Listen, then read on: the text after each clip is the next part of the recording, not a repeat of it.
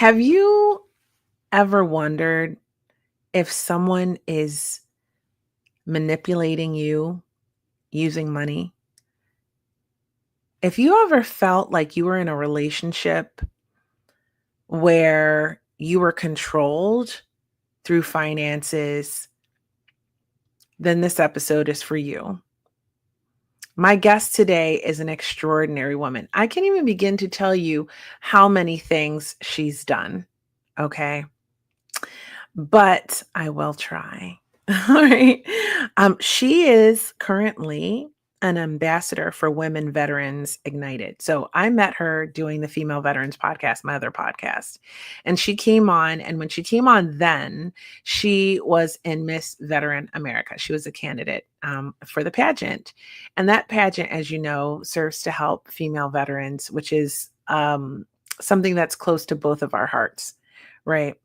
And she does so many things for female veterans, but you will not believe the story and what she's lived through. Like, you are going to have to stay till the end to hear this, because it's going to provide you with some tips and strategies that you might find useful if you're in a situation where you are receiving financial abuse. A lot of people they don't talk about this type of abuse. We hear all the time about mental abuse, emotional abuse, physical abuse. And I'm not trying to alienate my male audience, because I know a lot of my audience is men. I'm not coming for you. This can happen to you. I know men who this has happened to. So stay till the end. I have something very special for you if you do. And also, you guys, I'm trying to find my tribe. So please like, share, and tell people about this podcast and about this episode if you receive benefit from it. So bear with me. Stay till the end. At least give it some time to hear the story and see if you can get some value from it, because I know that you can. So let me finish telling you about my guest, Theresa. Okay. Like I said, she is an ambassador for Women Veterans Ignited. She's a member of Gamma Eta military sorority and holding a leadership position. She heads up the Everlake of Mandarin Veteran Committee in her community. She hosts several business networking events and luncheons. She promotes not-for-profits for women veteran organizations. She does tons of volunteering. Okay. And now this is so exciting. She is now starting a new career where she's going to nail technician school, because she does so much. So I like to call that, when you're retired and you start a new career, I like to call that your encore career. This is my encore career. Okay. So I'm excited to see how she doesn't slow down. And it's amazing to see. So my guest today is Theresa Pearson Melton. I am honored that she's sharing her story with me. It is a crazy story. You have to hear it to believe it. And I'm honored that she will share it with you today. And before I bring her out, let's give a little shout out to my sponsor for this episode, which is the perfect sponsor for this episode. So, Mental Health Code. I'm not selling anything. Just go check them out on Instagram. Give them a follow. My friends Kelly and Caesar run this organization where they are helping so many people bridge the gap between coaching, mental health, resources, all of those things to help you live a better life, to help you feel better in your body and in your mind and in your emotions. And I think this episode ties in beautifully with that, because we're going to dive deep into some mental illness and how horribly that can go. Right. So without further ado, I'm going to bring out Theresa, and let's get into it. Hi. Hello. Welcome to Hot Topics Live podcast. Well, thank you. So I am going to jump right into this because this is a big story. And I know that a lot of times, as we're out here dating and things like that, we meet people that seem to be so amazing, but you just never know what you're going to find. So, how did you meet your ex husband? My late husband. Yes. Yes. So actually, I had just recently moved back to Jacksonville since from the early 80s. So that just tells you where I was at. And I was single. I was transferred up here from Melbourne, Florida because of Washington Mutual and all that. So I started joining what they call meetups. I know they're international. It's just social clubs, whatever. And I had joined a couple of them.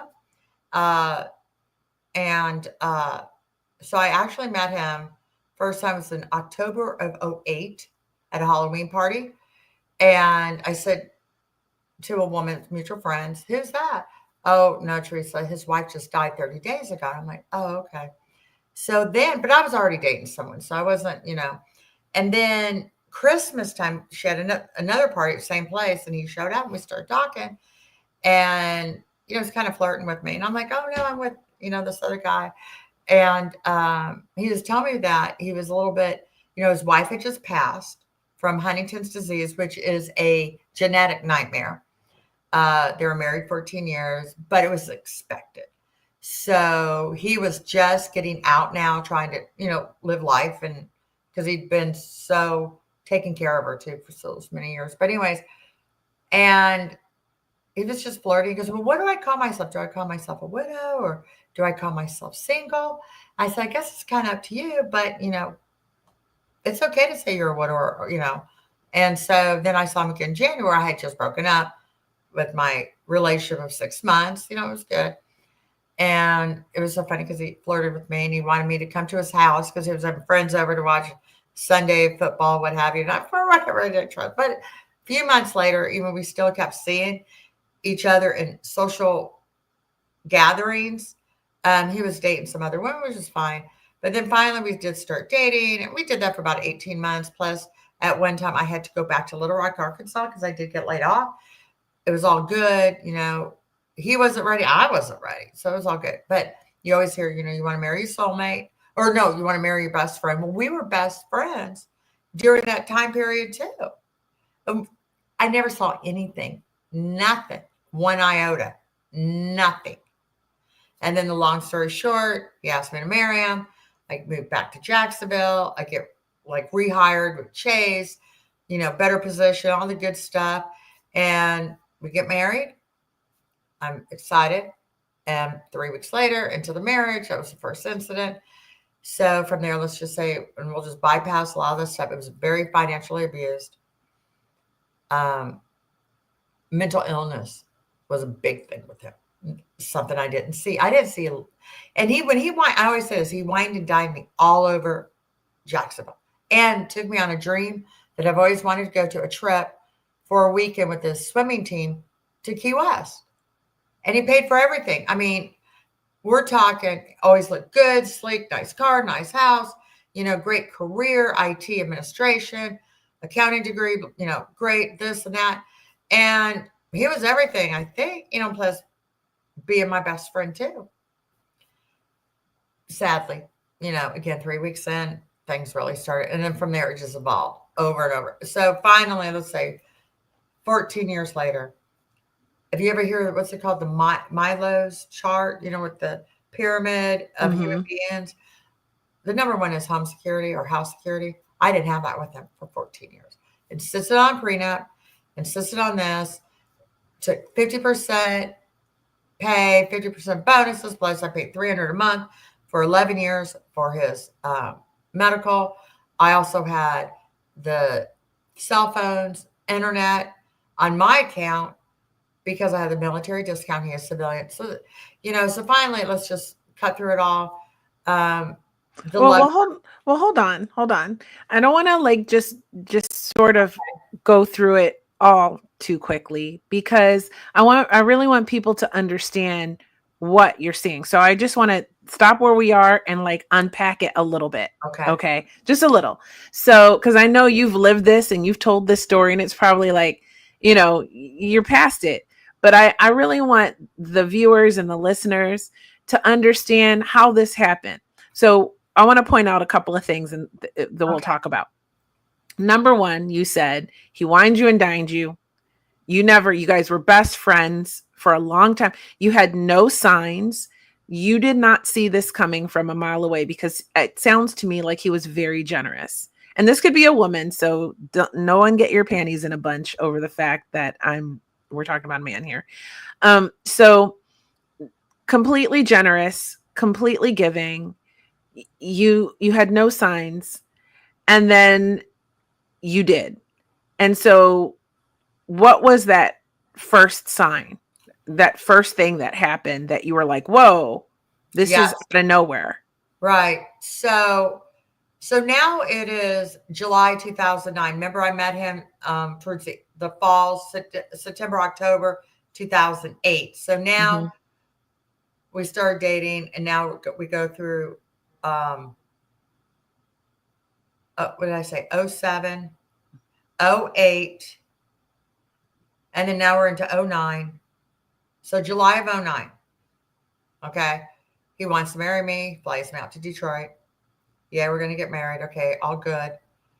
And he did say some things, so because he had just retired like during that year because he Mm-hmm. could. So he was like 53, 54 maybe. But he was like, I'm now retired. But he had some concerns, of course. He has no children. My daughter, Amber, was probably, well, she's 42 now, so go back to 09. Two small kids, divorced, disabled on SSI disability, all that. Now, Dave said this, and I think that's very reasonable. He said, I just want you to know, I cannot medically or financially support your daughter and the grandkids. Hey, that's right. It's not Mm-hmm. him. Okay, that Right. was fair. That was a very fair statement. Yeah, I would have been like, I get it. It's Oh, yeah. okay. Right. My son was 14 at this time. He goes, hey, if you want Tyler to live with us, I'm fine. Mm-hmm.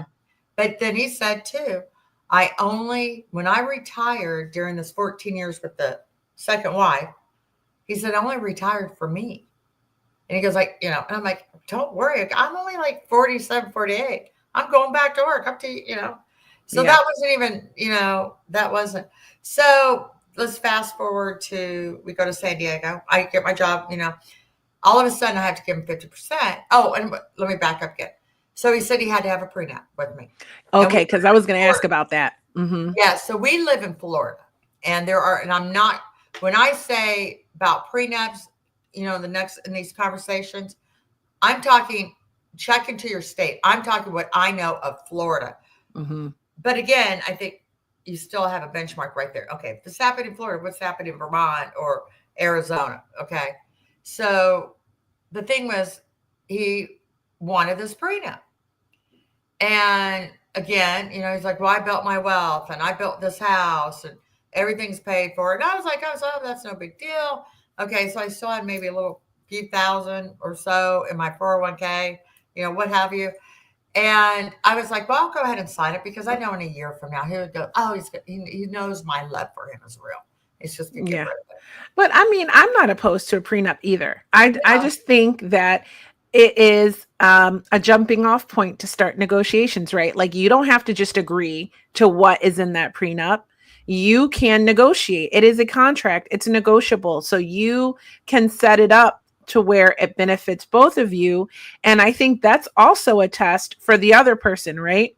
Because if this person is not willing to like make concessions for you in this prenup, then it's very telling about the prenup and the person that you're thinking about marrying. And maybe just as much as they could say, if you don't want to sign the prenup, I'm not going to marry you. You could feel like, well, if you don't want to make concessions or make negotiation on this legal document with me, then how do I know your intentions for me are legitimate? Right? absolutely. And, here I'm googly in love. Keep in mind, I've been Mm-hmm. in mortgage financing, bank operations, I've seen all kinds of documents, mainly divorce documents we've had to look at or child custody. Prenups, not really, not. So, anyways, he goes to LegalZoom, you know, where Bob Shapiro, he sponsors or whatever. He's a spokesperson for LegalZoom.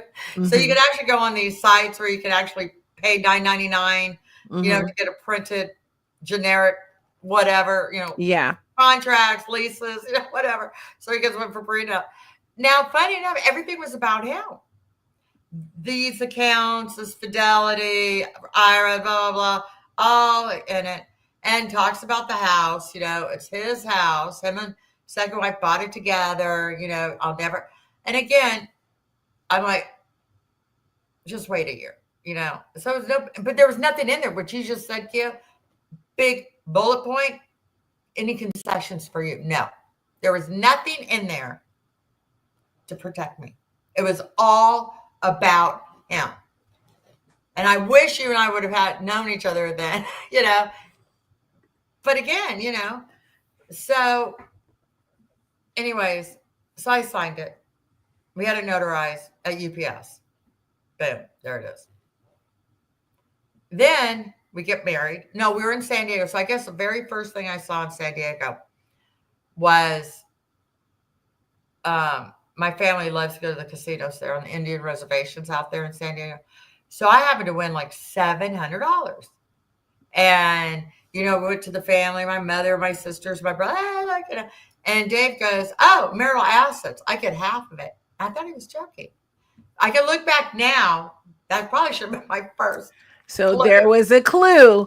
But you know what? When we're all in love, we tend to like, it just doesn't even register like that. I would have thought that too. I would have been like, oh, he's so funny. Yeah. And keep in mind too, there's, you know, some wedding expenses and the flights and all that. So, you know, but I remember, but now I look back at everybody's face, you know, like, you know, and then, so okay, so I'm starting my job at Chase, right? Same time. I don't have a vehicle because I gave a vehicle to my daughter. The one I was driving, it was already paid for. I'm like, oh, I'll just give it to her. And so we went shopping. Now, I had a Chevy Impala. And it was '04 at the time. So it was only 5 years old when I gave it to my daughter. Loved, loved, loved that car. Okay. He had this Buick something, muscle car, you know, fully loaded, luxury and all that. So we're going looking. And I said, well, I want another Impala. He goes, no, we can't afford it. I said, what do you mean we can't afford it? And I'm like, wait a minute. I'm even making more money now. Right?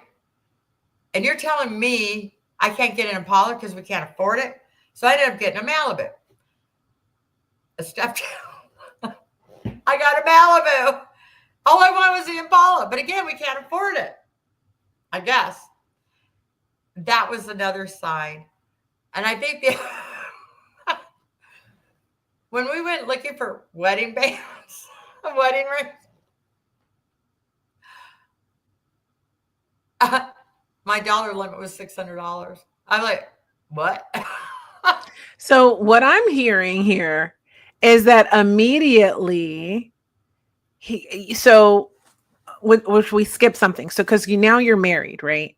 Yeah. And you are seeing these little signs of like, to me it's giving cheap. Oh, I know. It's giving, you can't get the car you want, we can't afford it. But you're thinking, well, I make more money.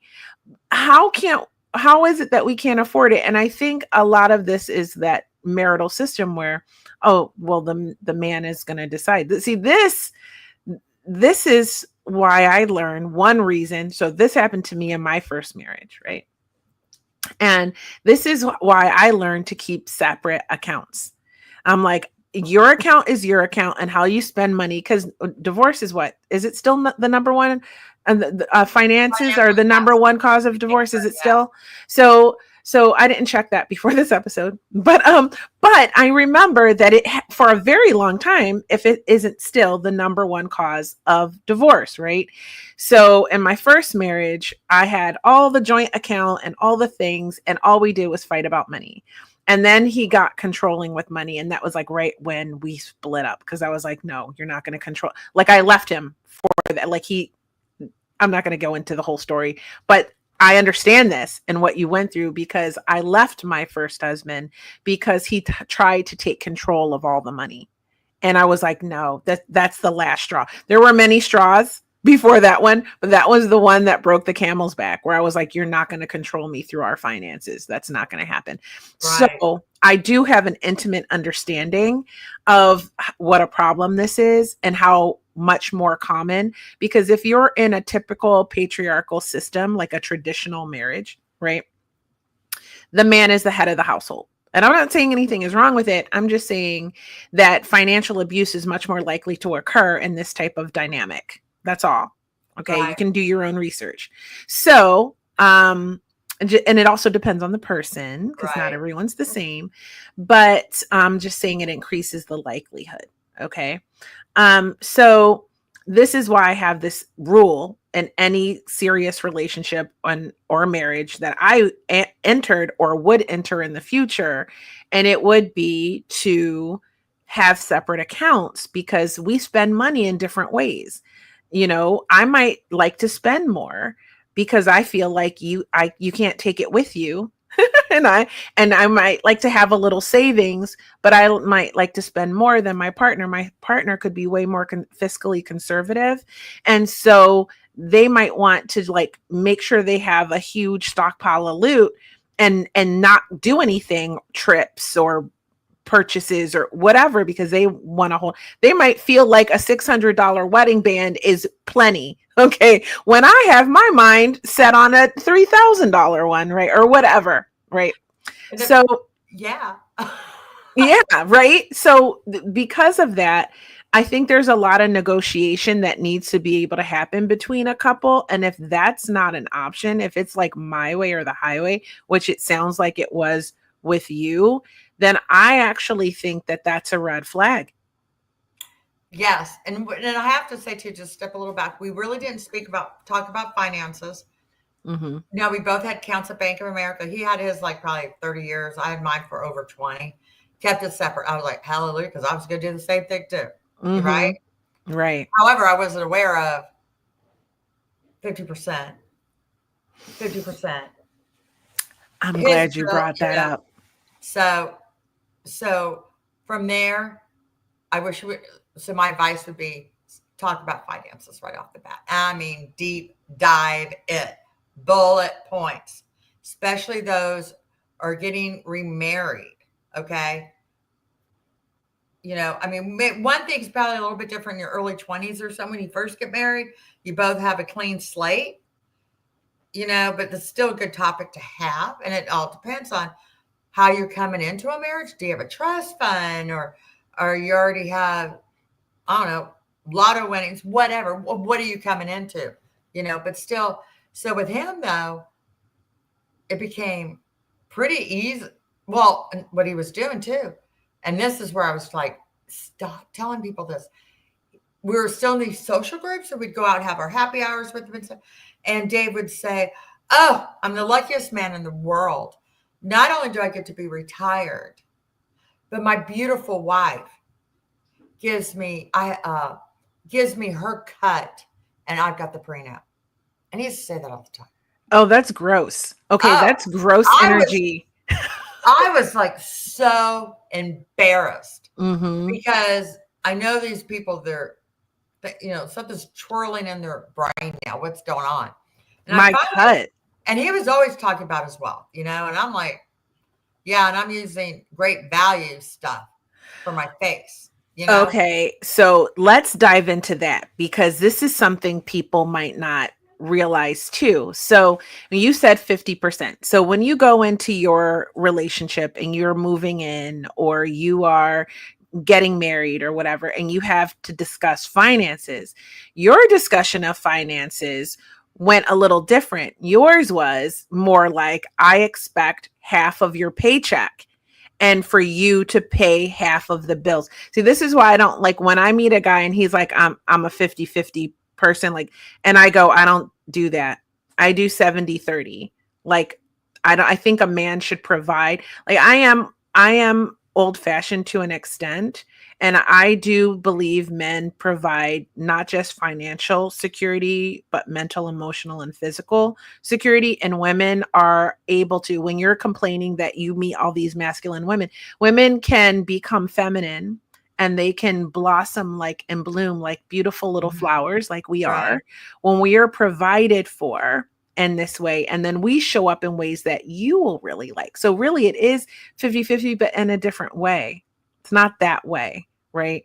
And so for me, I don't prefer a 50-50 relationship. I can't stay in that type of relationship. I want fairness. I want equality, but that's not the only way that that means fair. And so for someone to say, and actually knowing your story as I do, I know that it wasn't really 50-50. I know that you were paying 50% of the join bills plus some bills by yourself, plus anything else he demanded of you of your money. Absolutely. And see, and the thing is, being a mortgage lending, right? We always call about back end ratios, mortgage qualifying, how's your debt to income ratio in your Mhm. housing? And it can vary from depending what loan program. So I'm not going to really get into that, but let's say anywhere from 32%, seen as high as 38, maybe 40%. Okay. Roughly. The house is paid for. His car is paid for. Zero credit Mhm. card, credit cards, over 800 credit scores. Okay. So he doesn't have a bill at all other than utilities. I took over his cell phone, obviously, because I got the military discount. But I always heard this. Well, it takes a lot of money to keep this house up. Well, of course, we got a pool, we got a big lot, we got the landscaping, we got the repair. The house is always in mint condition. Heard that a lot. But yeah, the whole, and I remember blackberries were a big thing at that time. And I remember wanting to get my blackberry. I started crying because he told me we couldn't afford it. I said, what do you mean we can't afford it? That's all I kept hearing in the very beginning. We can't afford, we can't afford. Afford what? Meanwhile, Five. you're working. He's I retired and you are working making more money than you'd ever made. I okay, so I'll tell you when I went back to work, this is 2009. It was like 68,000. I had 4 weeks of vacation and bonus money. So, considering back in '09, okay, considering that Like should making six figures today, over oh, six figures. absolutely. Absolutely. So, yeah, there was, so many red flags. And then the emotional abuse came in, which I didn't realize it was emotional abuse. It was always, well, you'll never have this house. You'll never get any of my money. You'll never get any Laura's money. That's the second wife. On and on. And it starts beating you down. Before you know it, you are so controlled that not only was he controlling half of my paychecks, right? He was also controlling what I had left. Because keep in mind, it was 50% every payday. Plus, I was still paying $300 a month for his medical for 11 years. Okay. So here's another thing that I had to learn real quick. You can't say this. So, typically you go to do your big grocery shopping on Saturday or Sunday. And then during the week, you got to stop at one of the stores. I need some milk. I need some bread. I need some dog food, right? You go in there. Sometimes you go, well, I can grab this. I'm going to cook this for dinner. It could be anywhere from like 30 to 80, close to $100. I'm just saying that. I would come home. He'd call me up at work or tell, hey, we need, I came home with these groceries the first time. And I said, here you go, Dave. Oh, by the way, here's the receipt. Can you write me a check? Blew up. Blew up at me. I was like, what? He was like, what are you going to think? This marriage, you're trying to nickel and dime me. He went off. He did. So in reality, Kia, it was 50% of my paychecks. Okay. Add another $300. Okay. Add another, let's say $100 between the cell phone and the internet. And sometimes I go direct TV or what have you. But I was paying for it on my discount. So those were already being auto debit, right? Now Add another, let's say, $75 a week. Oh my God. There, I'm telling you, Here's the receipt. Write me a check. And he lost it. he lost it. So, after so many years, and I didn't, and the mental illness, he'd already tried to commit suicide the other two. It was just awful. And then just as the years were going on, constantly having the prenup over my head, constantly having the house over my head. And then it comes in the control of, I can't even pick out any kind of toilet paper in the house because he had to pick it. The I mean, control. The control. controlling my time, controlling my friends. And again, I had no idea the whole, even though he was mentally ill, that's what I'm saying. And he had access and he would go. He had a psychiatrist, pill popper. That's all it was. Benzos. That's all it was. That's all it was. Oh my God. Constantly with his nerves and anxiety, controlling my friends, controlling what I can and cannot do. Wasted days, boring days. He's in bed, all whacked out, whatever. But it's always money, money, money. And some of this stuff is really serious.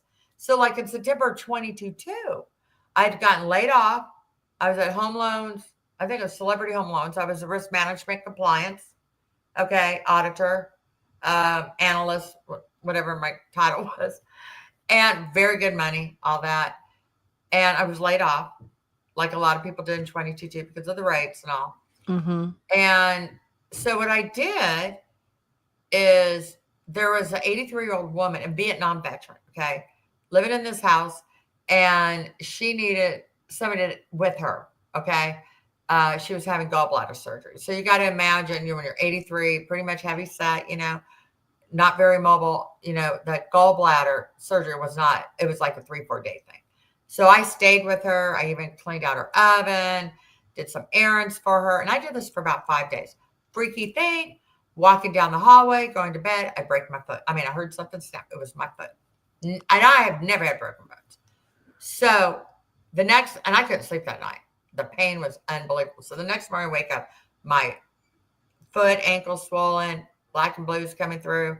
I had to tell this nice lady, I said, I'm sorry, but I have got to go home. I'm in so much pain. And it was my driving foot. So I get home, all right, and I'm telling Dave, hey, here I am. I did all this at Pauline's. Here's my foot. Look what happened. I said, we need to go to urgent care. Dave, well, you don't have insurance and you can't afford it. I was like, huh. And he says, just put your foot up. It'll go away in a couple of days. Put some ice on it. Oh boy. Oh, your husband of what, by over a decade by now. Oh, by then we were married like 13 years. Because 13 years. Okay.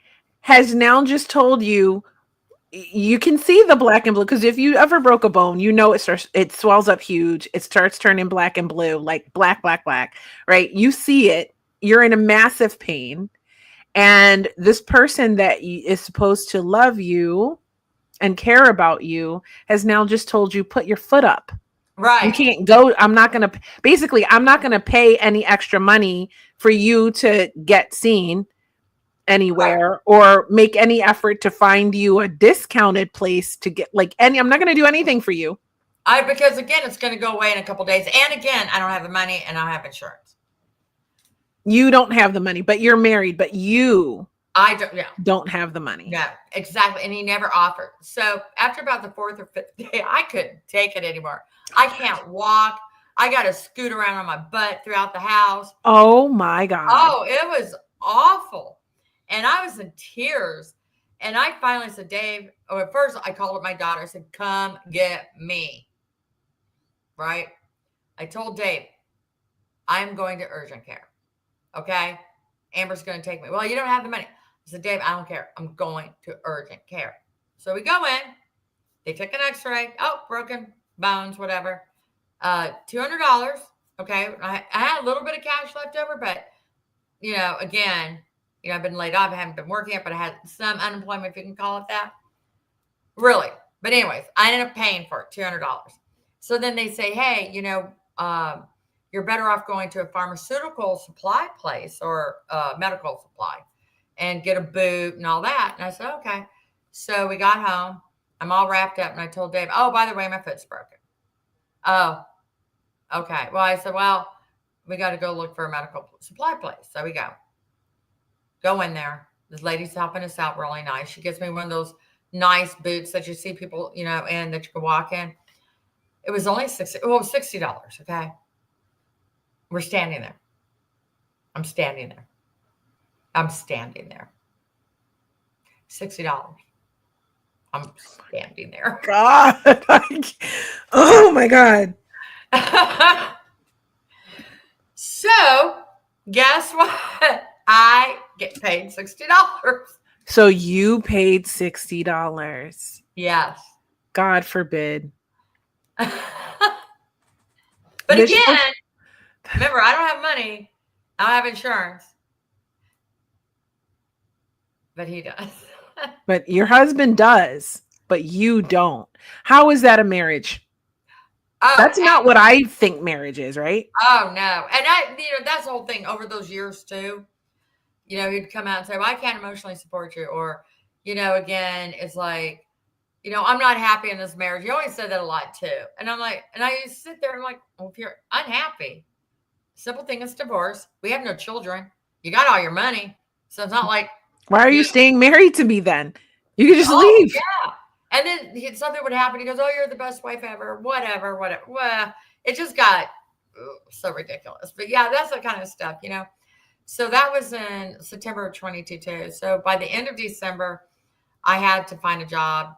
I decided to be a cashier, head cashier at Sprouts. I don't care. Yeah. It got me out of the house because I've been working remote since 2019. That was another thing too. He'd come in screaming at me in the office, "Give me that bonus check. Where's my cut?"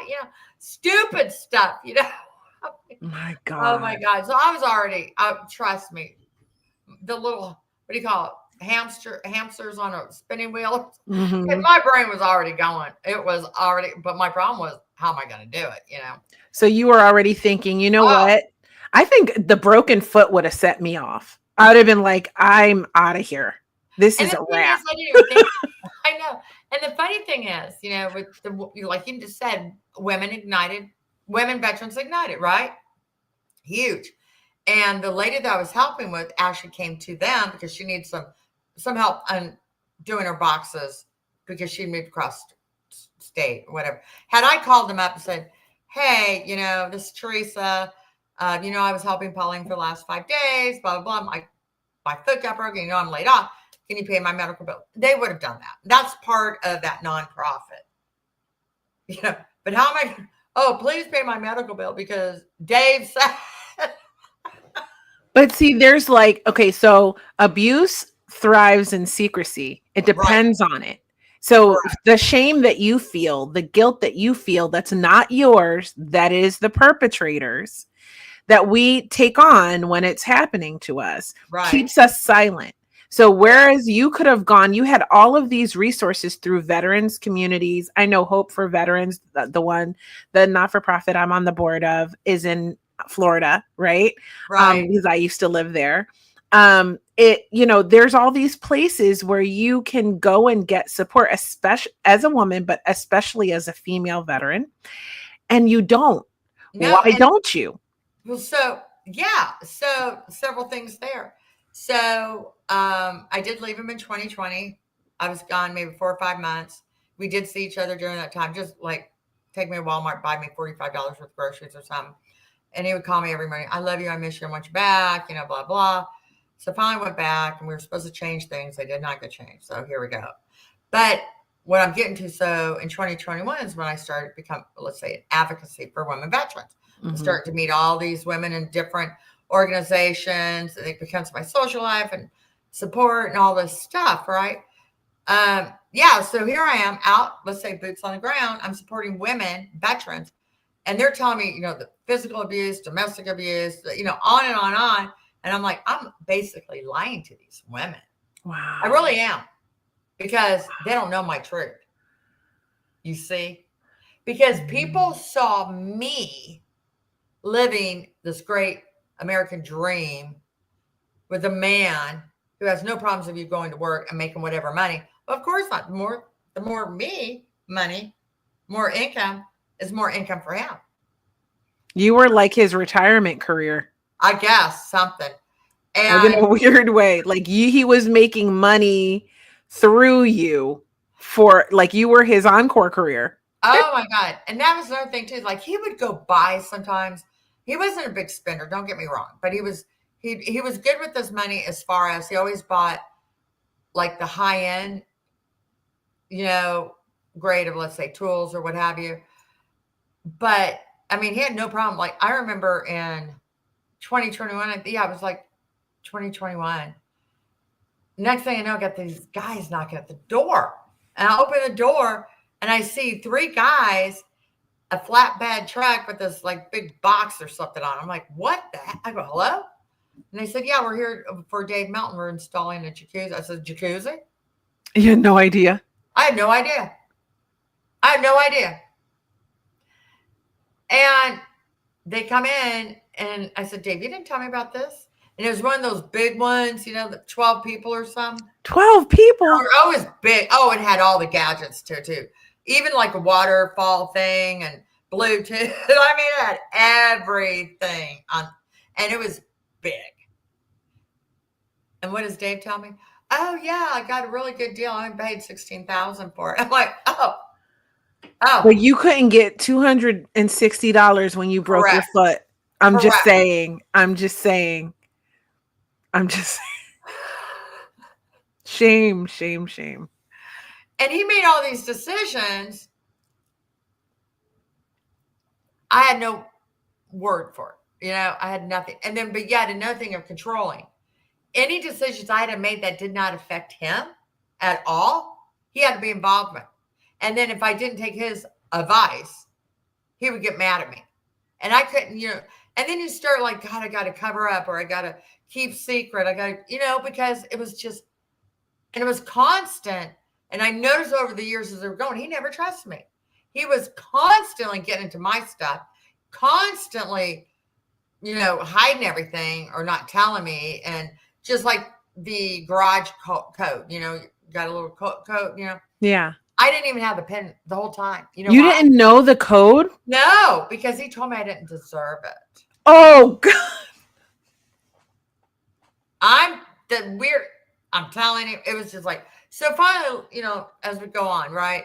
I So here I said, cannot. working at Sprouts, $16 an hour, 32 hours a week, whatever. Well, he didn't like me working there because you know I do have some medical issues. The little brain tumors are going on, even though they're benign.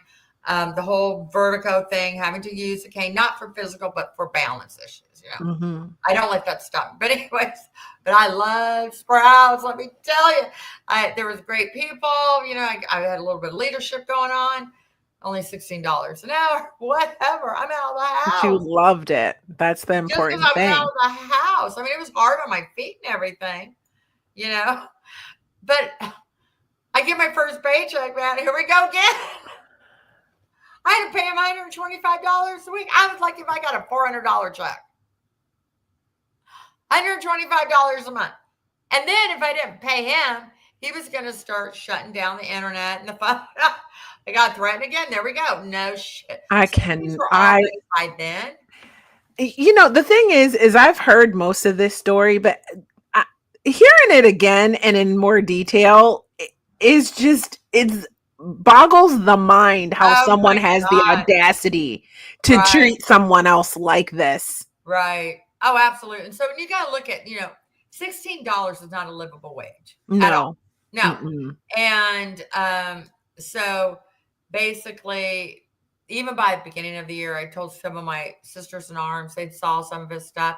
And I said, don't be surprised if I have to Baker Act him. I said, he's really being his attitude or his personality, it's becoming accelerated, I guess.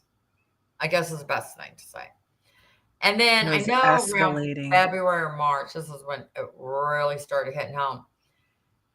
So with me being in lending, right, I know how to read appraisals. I know all this stuff. So he would be on his bike because he was a real big Iron Man. So he would go from Jacksonville to St. Augustine, turn around and ride back. Now, you know, you're on that A1A, very scenic, beautiful homes. You got the ocean. and you'll see for sale signs. You'll see like 2, 3 great looking homes. Then you see something that was probably built in the 40s or 50s. Mm-hmm. And so he would come home and say, "Hey, look this up, this house." Oh, okay. But then something caught his eye, and I started looking up. Well, guess what? It was 2 lots under one, under HOA, right? All the sewage lines, electricity, all that utilities was already hooked up, uh, ready to build on it. Okay. Um, Actually, you could walk through the waterways or whatever. So it was a beautiful, beautiful lot, and you were even allowed to build a duplex if you want to. So we started talking about it, and I'm doing some research. Well, I want to say the land itself was like something like 400,000 or something like that. And he has an idea. I said, "Oh, what's your idea, Dave?" And he goes, "I can pay cash for this lot." And I'm like, "Okay." But he goes, "But what I need you to do, because I bought a house in 2018 for my daughter and her 2 kids and her new husband. Okay. So, and I bought that house just before the market went crazy. Okay. So the house did have equity in it. Okay. But I can't afford to keep it, but yet my daughter's making the payments. Okay. So I'm good there." He goes like this. "Yeah, Theresa, you have a lot of equity in that house. Why don't you just go ahead, get an equity loan for $100,000, give it to me so I can invest the other 300,000, your 100,000 into this lot, and I got a prenup to cover me." Yes, Straight to your face, though. because that's how whacked out his brain was when it came to money. He seriously thought I should give him $100,000 loan, or I take the loan out, obviously, right? $100,000. So now I got a debt of another $100,000, which means I'm going to probably have to pass it on to my daughter, I guess, something.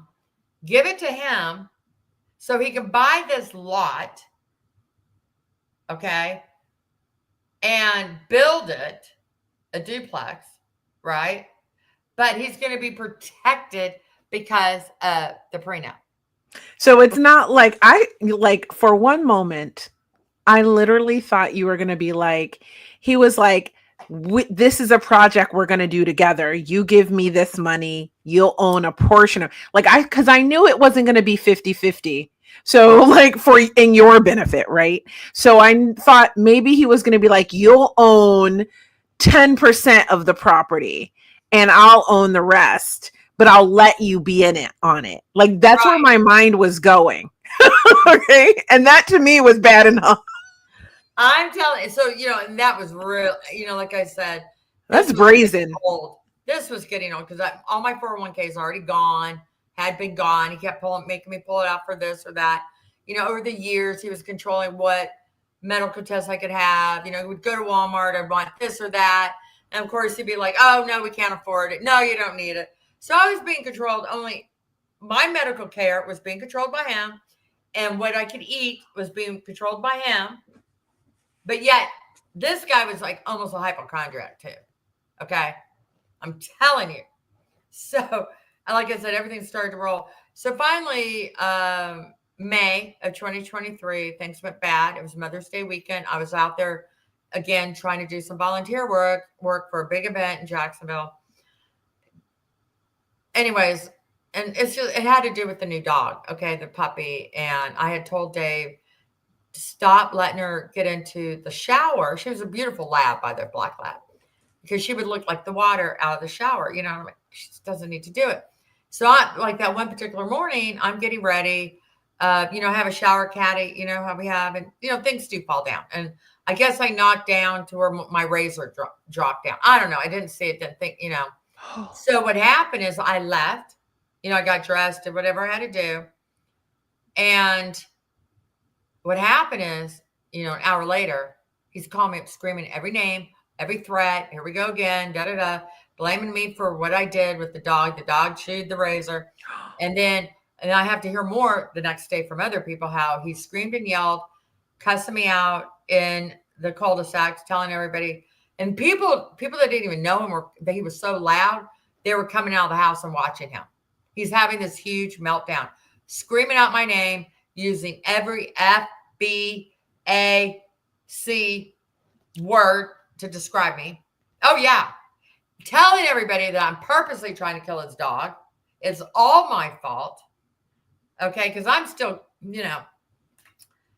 I couldn't. So when I finally got home that late afternoon, because I actually stayed at my daughter's house for the day, I'm like, I can't do this.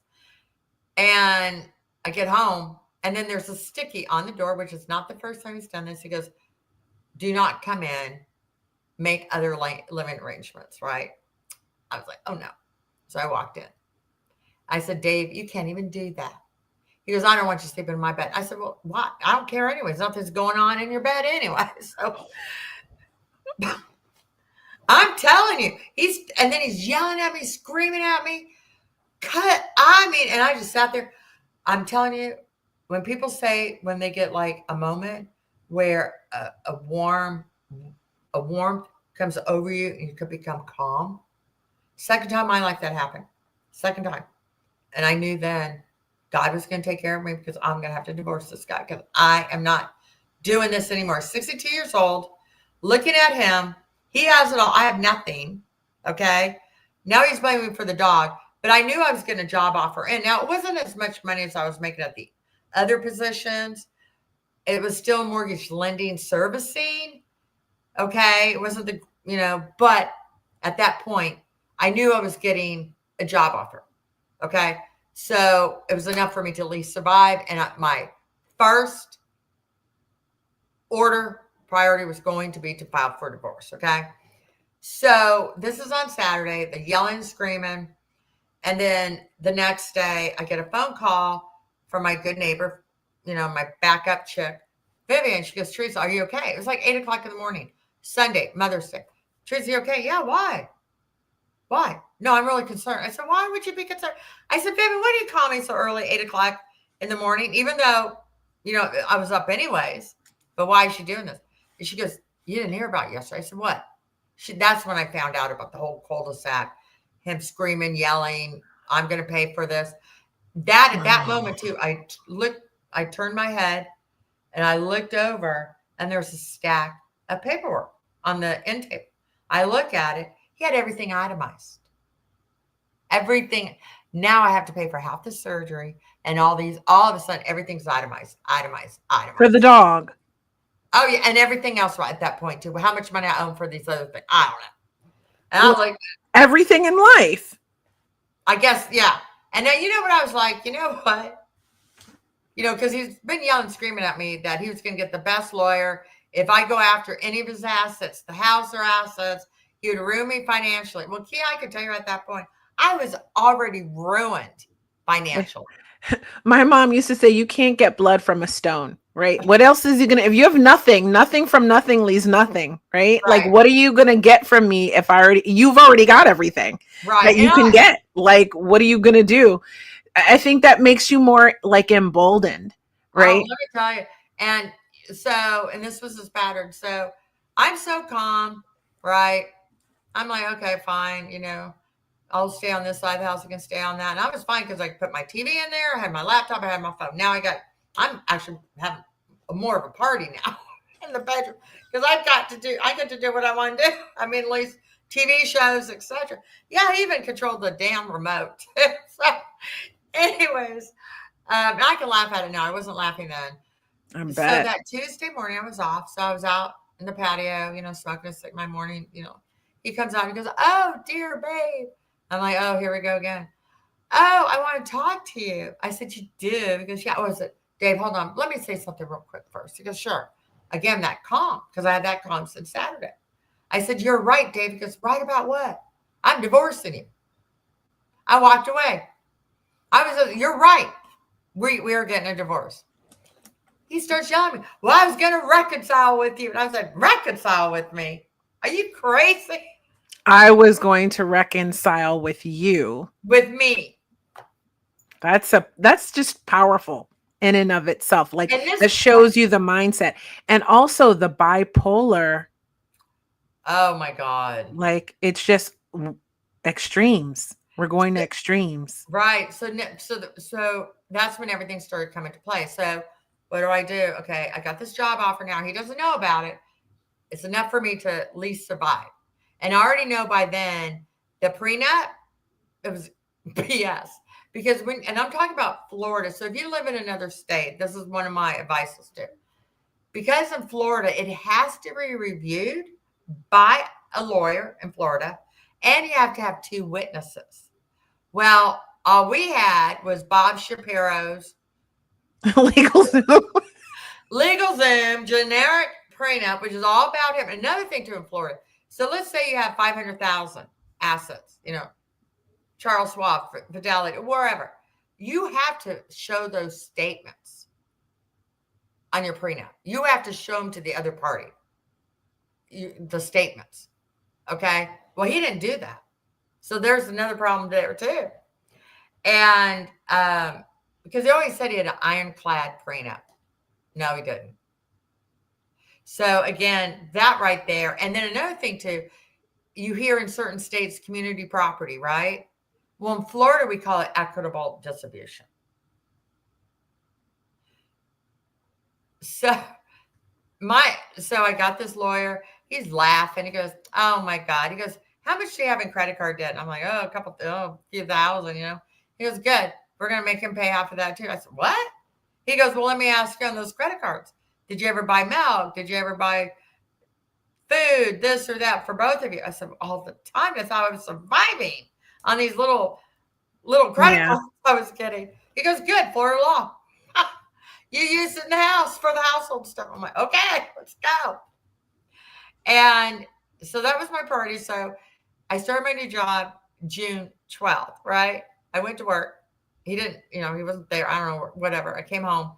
It was like 7:30 or something. He goes, "Oh, where have you been all day?" I said, "Oh, I was at work." And he goes, "At work?" He goes, why are you dressed like that?" I didn't have my little blue Sprouts head cashier shirt. I said, "Oh, I know, start a new job." But see, again, the privacy, I had no privacy. And he started running his mouth. "Oh, yeah, you mean it, what was it called? SPS, service, something, SPS, okay, portfolio services." And I'm like, "Oh, how'd you find that out?" Because I know I didn't tell him.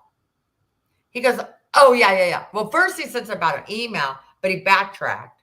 And he goes, "Oh, yeah, I heard you over talking to your girlfriends." No, let me tell you something. From that moment on in May, anytime I needed a personal conversation, I would either go to my car, I would get in my car, leave the house. I would not do it in the other room if he's in the house. Hell no, because he would be listening to it. So I already knew this was all happening. So basically, I stayed in that house for 45 days. I had it filed. He didn't believe me. He did not believe me. So Father's Day weekend, he decides to go up to Georgia, 3-hour drive with the second wife's father and her stepmother. And he's yelling, screaming at me how he's going to hide accounts, cash out accounts. I would never know anything. Cayman Islands, Mexico, whatever. Wow. Like right to your face. I'm right. Like, I am laughing my head off because, again, and I'm talking about Florida, so you need to look for it in other states. In Florida, if you start divorce proceedings, even starting talking about it, okay, you cannot change your will, new will, deeds, accounts. You cannot pull money, even if they're your money, and you can't do that craziness, okay? You cannot in Florida with divorce proceedings do any of that stuff. Okay? And because the prenup was 0, okay, I was definitely getting 50% of everything. I knew that was going to bother. But I'm like, okay. So real quick too, those 45 days I was still in the house, I kept it my same daily routine. Another thing too, I already knew by then, we've had more conversations. I'm done. There is no way, I can sit here at Tom Blue that he's in the right. I'm in the wrong. Why even go and fight about? Why even discuss it anymore? Just use your energy. And that's what I did. And what I wanted, I was still doing his laundry. I was still folding his laundry. Because I wanted him to realize as of July 1st, 2023, I was gone. wow. That's really So, powerful. yes. So I would go to work. And another thing he started doing too, again, he started going through my mail again. So I immediately had my mail forwarded to my daughter's house. And I already found an apartment. I did go through Women Ignited, and that was kind of hard for me. Women Veterans Ignited, they were going to pay my July 1st rent because I had nothing, but I had to get out. And there was no way living in that house with him, with the pay I was getting, again, we'd have to go right back, 50% of his cut. How am I going to save money? I can't, no, It's a trap. Yes, I was done. So, um, anyways, oh, you said something too about emotional, whatever. So, well, let me get back to that. So I got my two handyman. They came over July 1st. We had the U-Haul, right? We put stuff in, a little bit of drama going on then, but that's okay. Go to my new apartment on the other side of town. I'm a mile away from my daughter because I knew my job was going to go remote anyways. I'm good, right? And anyways, are you still here? Yes, but it's your time. So you must have forgotten, but this is your time to just take the main stage and explain your story. And I'll be back in a couple of minutes. Okay, good deal.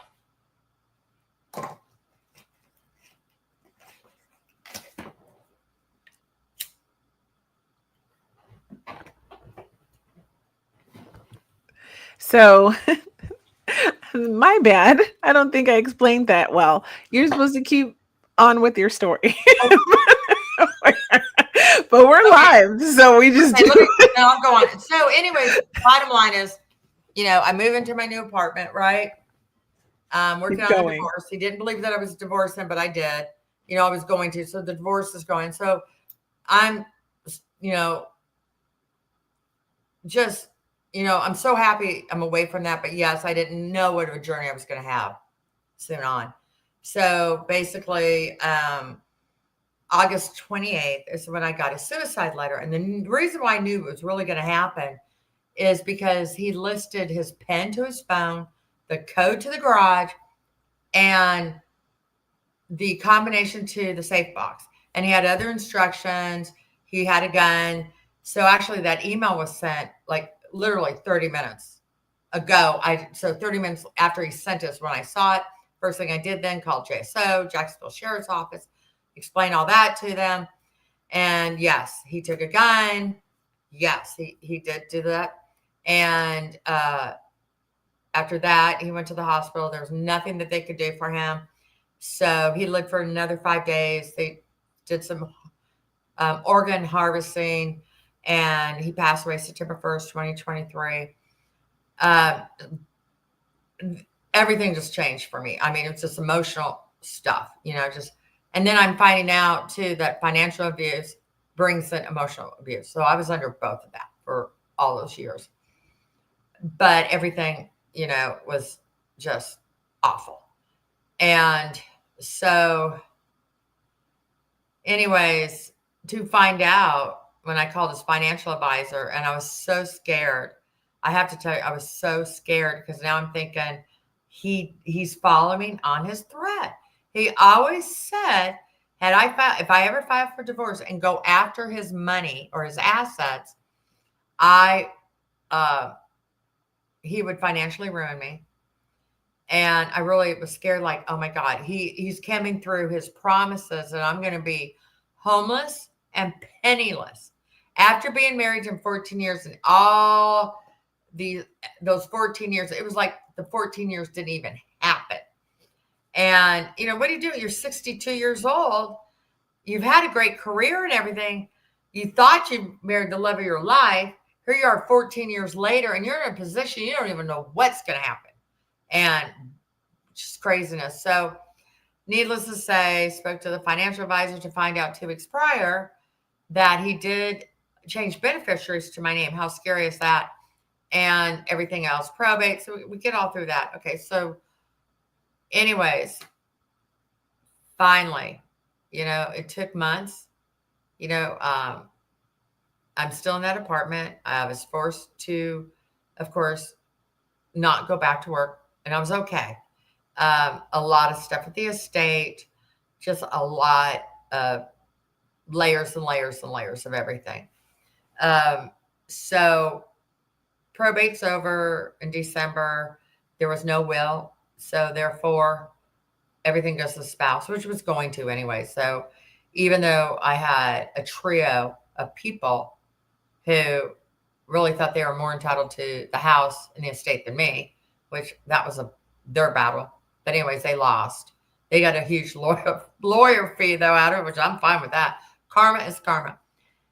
And then, so, not realizing the journey I was going to be on, because now I have every emotional feelings at that time. I'm having the grieving, I'm having the sadness, I'm having the anger, I'm having the betrayal, I'm having um, just ups and downs. And this went on, I mean, this whole probate and everything else, it was a good 6 months. So finally going through the house, 27 years of stuff, had it on the market end of April of 2024, on the market 4 days, cash offer. And boom, May 24th is when, the house closed. Good, close that door. And that was another weird thing, is how people, again, these are my decisions, not theirs. And even if it was my decision, it's not up to me that I have to explain it to them. So I had some really weird questions, like, why would you do that, Theresa? The house is free and clear. And I'm like, why would I want to live in this house? I don't have any good memories.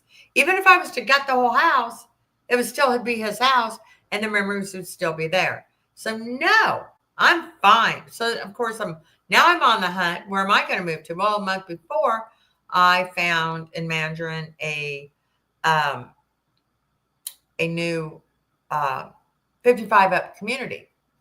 And it was perfect for me. I'm like, oh my God, not, I would love to have been at the beach, but I'm okay.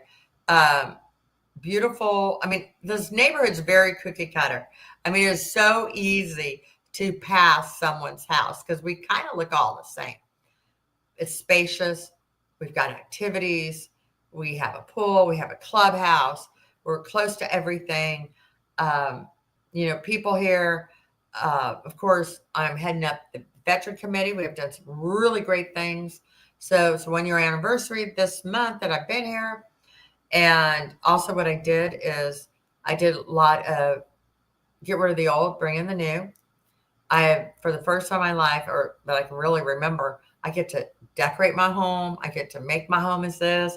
And I have new rules where he always had rules and commands and demands. But my house is going to be full of positivity. You have to be positive. It's to be fun. You're to be relaxed. No stress. I am a self-serve home, meaning if you're hungry, if you want something to drink, hey, I'll serve you the first time. After that, you're on your own. If you want to go to the pantry, fine. If you want to go to the refrigerator, freezer, fine. You need to use the microwave, I'm okay with that because my home is open. It's warm. It's loving. It's like, and, you know, so it gets a little cluttered sometimes. I'm okay. So anyways, so I'm up to this point.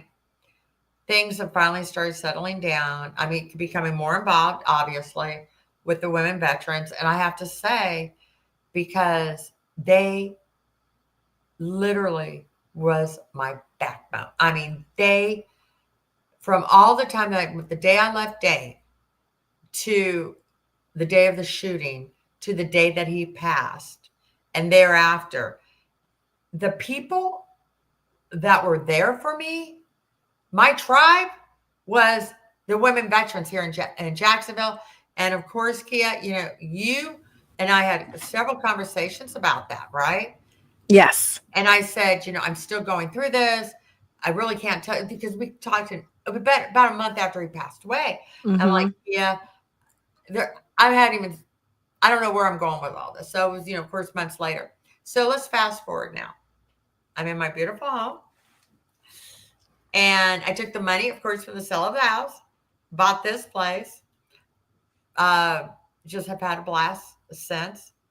I'm stayed very busy. I'm too busy. And I did some little bit of online dating. I did get some flack for that too. That was really weird too.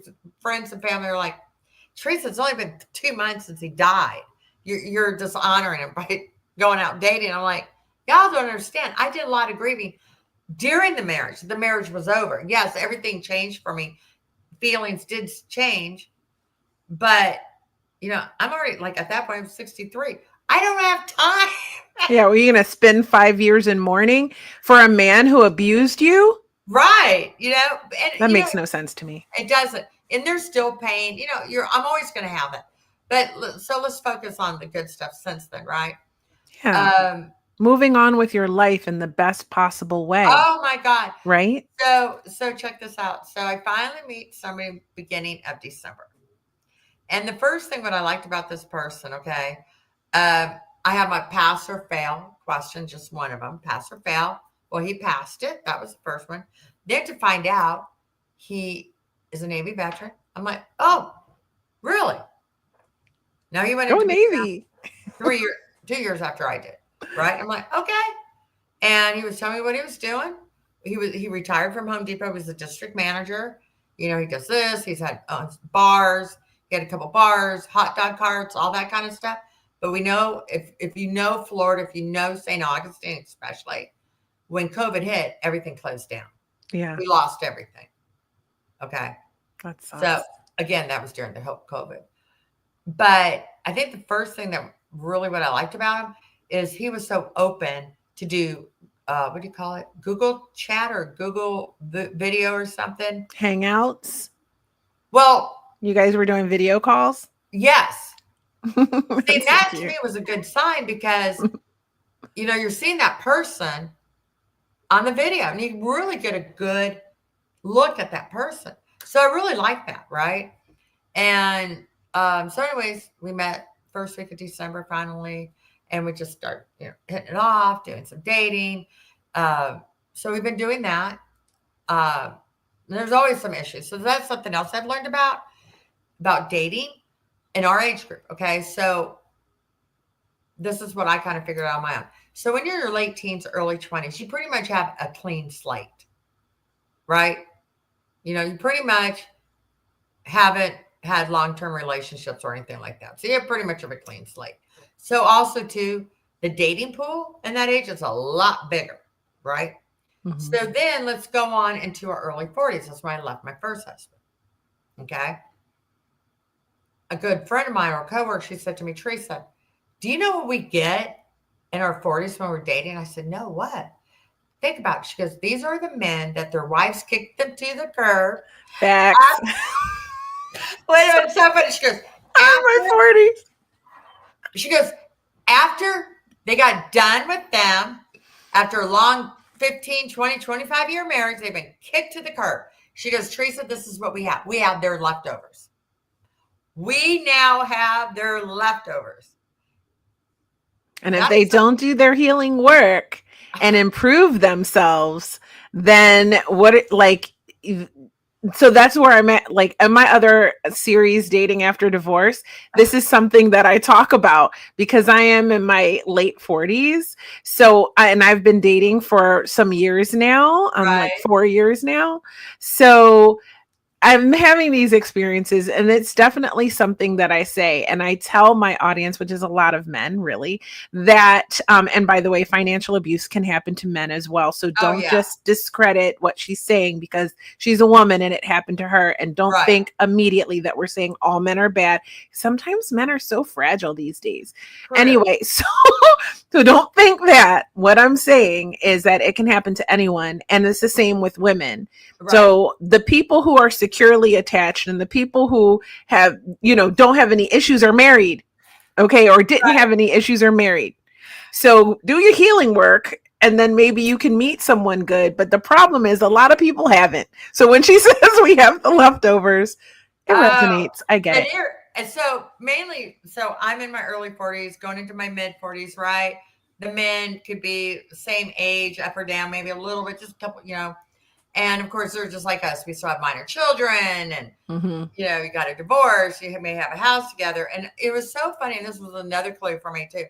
Anytime a guy, and there were several of them, I would sit down, And they started telling me what a horrible ex-wife they had, what a Oh horrible yeah. mother.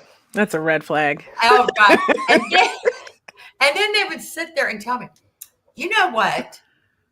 She got custody of the kids, and I have to pay her child support, and I had to give her equity out of the house. Well, you know what she's doing with that child support? And I'm like, oh God, here we go. She's out bar hopping and buying her boyfriend drinks or whatever she's doing with the boyfriend and not taking care of the kids. And he was going to take the kids, or he's going to take her back to court to fight custody, and he's going to take. If you knew how many times I heard that, or yeah, my wife got alimony. Oh, I had to sell the house. She got $100,000, 50% of it, and they're always blaming the women. It's never them that did anything wrong. It was always It always the wife. takes two for a relationship to fail. So, right. So they are the leftovers. Okay. So now here I am in my early, I'm 62, right? I'm moving out and I'm talking to her, and she's so sweet. She is gay, young, but she has a psychology degree. So we used to talk about other, current events and why do we have a certain group of people doing this, just fun, So I was talking to her and at work, and I was telling her, yeah, I'm divorcing him, blah, blah, blah. I said, you know what? I really don't want to get out there. I mean, what do you do with these men that are in their 60s now? And I started telling them the story about the 40, what they were called leftovers. Mm-hmm. Oh, it was so funny. Leftovers, because Theresa, they are the crumbs of leftovers. I about died laughing. Oh my God. And if that wasn't a true statement. And they love to give crumbs, in my experience, some of them anyway, right? Like, so that's what I'm saying. So in the 40s are the leftovers. Think of that way. But when you go 20 years later, it's the crumbs. Now, here's the thing. So my relationship with the boyfriend, Louis, right? He's 61. I'm 64. So 3 years difference. Same everything, okay? He's a New Yorker. I'm a San Diegan. That can be a little bit whatever, But anyways, he's been in several long-term relationships. He's had several kids. He's just like, my life. So you're not going to find a guy. Let's say this. You're not going to find your knight in shiny armor in your 60s. You're not going to find Mr. Perfect. You're not going to find the best love. You got to throw this all that. Feels depressing. Well, but no, I think you have to be realistic though too. Okay. You don't have that kind of high. You cannot have that kind of high expectations. Perhaps when you used to dream at 16 marrying Donny Osmond, right? Seriously, right? Okay. So at 16, he was cute. Yeah, he is. Isn't he still gorgeous? He still looks good. Oh, and Marie. I mean, that family is just. Oh my God, Marie is just such. I love her, and Donnie too. Yeah, they were great. Again, we all, when I was growing up, we had Donny Osmond. Oh, and Bobby Sherwood. He just passed away like a couple months ago. Did he? Okay. Oh, I didn't know. But what I'm saying as a teenager now, what they're thinking Mr. Right's going to be, they might find it in their 20s. But I'm telling you, you're not going to find it in your 20s. I don't know if you'll find it in your 20s. I don't know. Will you find it? Is Mr. Right a myth? Well, obviously, I haven't done a good job, So, but I guess it's where I'm getting to. Or myth, right? Look at all the baggage I have. 2 marriages, suicide, okay, financial abuse, the whole, and I'm telling you, being with another man for me was very difficult. Mm-hmm. And I finally, like I said, 15 months, because I wasn't really serious those other times. I just didn't like the feedback I was getting. But this time I'm like, okay, now it's been over a year, that 1 year thing. Let's not forget the elder men who've been married 40, 50 years. They get remarried with under a year, but that's okay for them, but not for women. But anyways, but here's the thing. I am not coming in at 63, 64 with a clean slate. No. I mean, look at everything I have gone through, and I'm still traumatized. And so Louis, he's the same way. We've both been rode hard and put up with. Okay. Wow. And you have to give that allowances. Everybody makes mistakes. Everybody says things inappropriate, what have you. So what he's gone through with several of his long-term relationships and what I have gone through. And he does say this to me all the time. And he goes, I'm not that guy.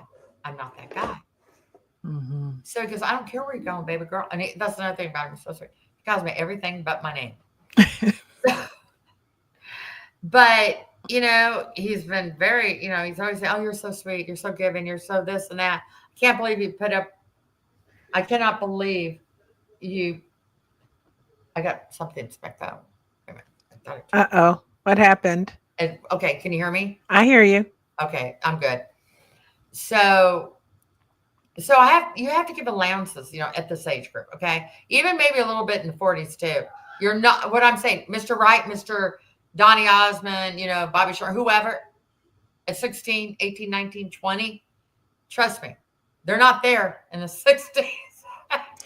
I hear what you're saying. I think I would say, and this would be, I mean, actually, this would be perfect for one of my dating episodes. But Right.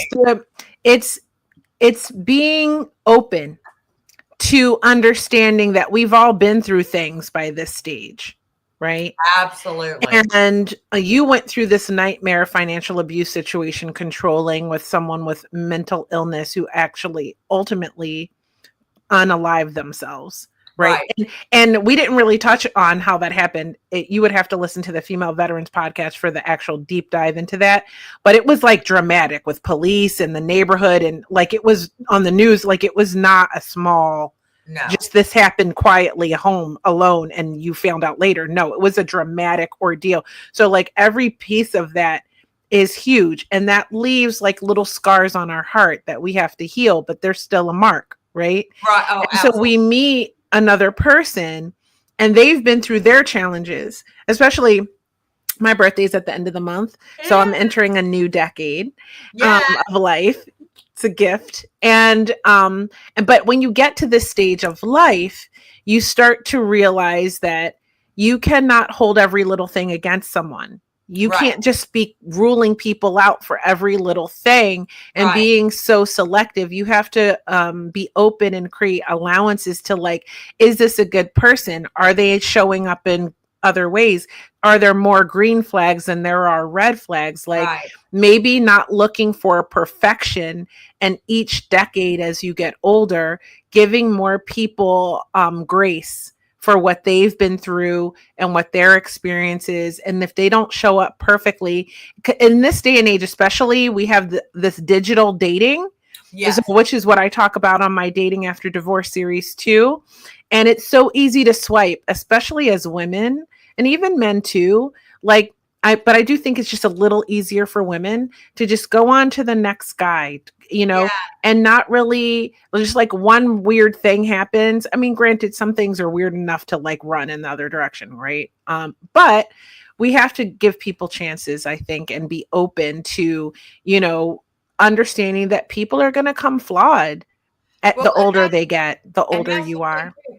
And when you said earlier about men can be fragile, Mm-hmm.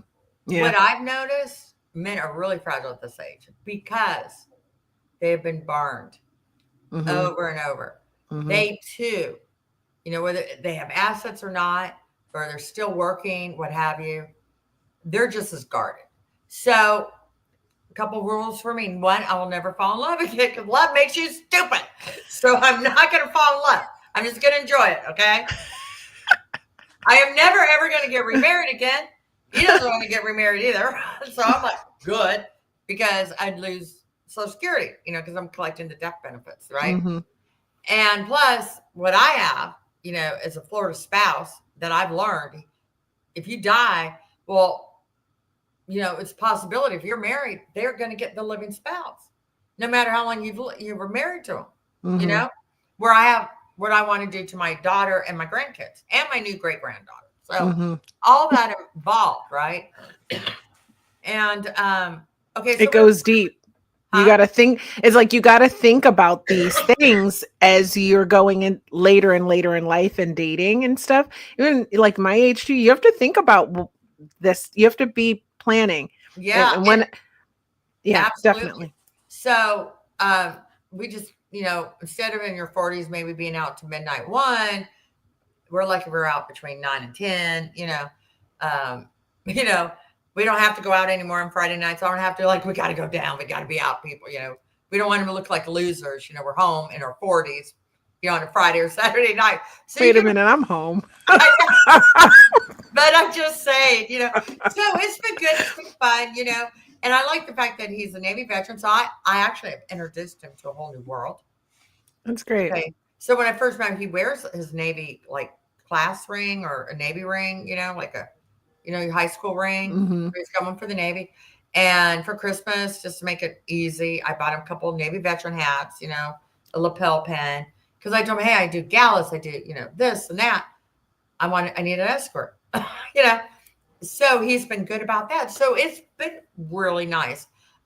We really haven't any fights or anything. There hasn't been. And again, I'm not commingling my funds with him. So That's a lesson. And I mean, I went through it, like circling back to the financial abuse thing, because we have been 1 hour and 25 minutes, so we're going to wrap it up soon. right. But circling back around, like in my first marriage, the lessons I learned, take the lessons so you don't have to repeat them, right? Right. So which is, when someone is trying to control your money, that's a red flag. Everything should, it's kind of hard sometimes to see it, especially if you're young and you're a young couple. And I was a young couple. I was in Hmm. my mid 20s, but you just absolutely have to um, recognize the signs of controlling behavior, right?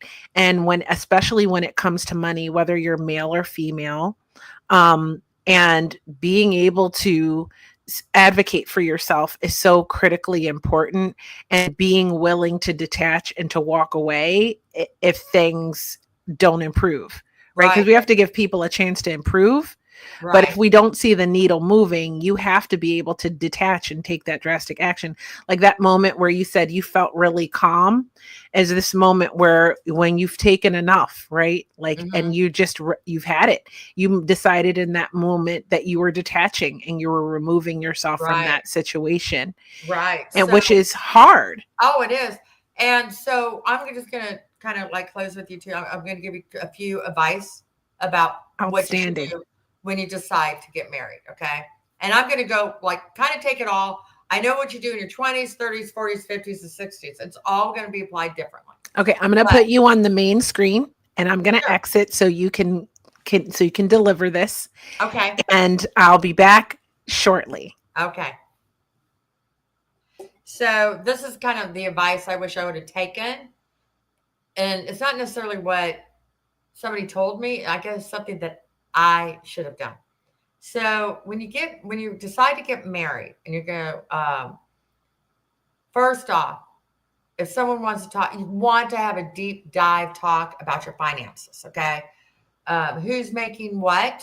How much is a house payment? How much are utilities, groceries, etc. So you need to have that talk and to have bullet points. Okay, very important before you get married. And if there's already some issues with that, uh, they'll start looking at as red flags. Okay. Yeah, you may be in love. They may love you.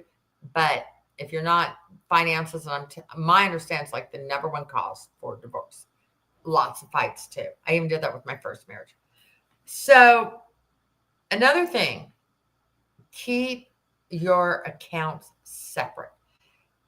If wherever you work at and you have direct deposit into your account, always keep it separate. Now, if you decide to have a joint account for household, so you sit down and say, okay, out of each paycheck, I'll put in 500, you put in 500, we'll put that in our joint household account. Those monies are going to be used for all our living expenses.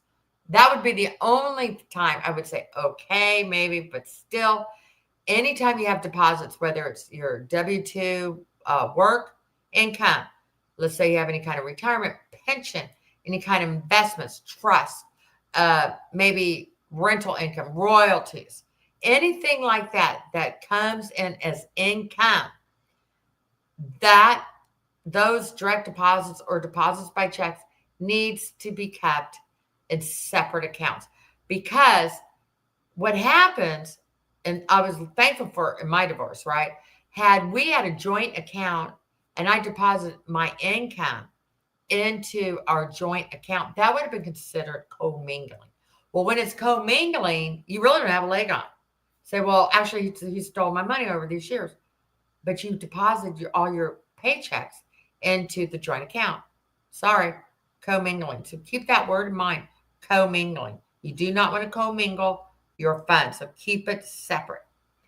The next thing is the prenup. Somebody comes up with a prenup, whether him or you. So look at several things. Then you look into your state first off. Do not use his lawyer. Do not use just your lawyer, okay? Because that's going to may cause some friction. My advice would be is to find a lawyer that is a third party, meaning that lawyer has no association to your fiance nor to you.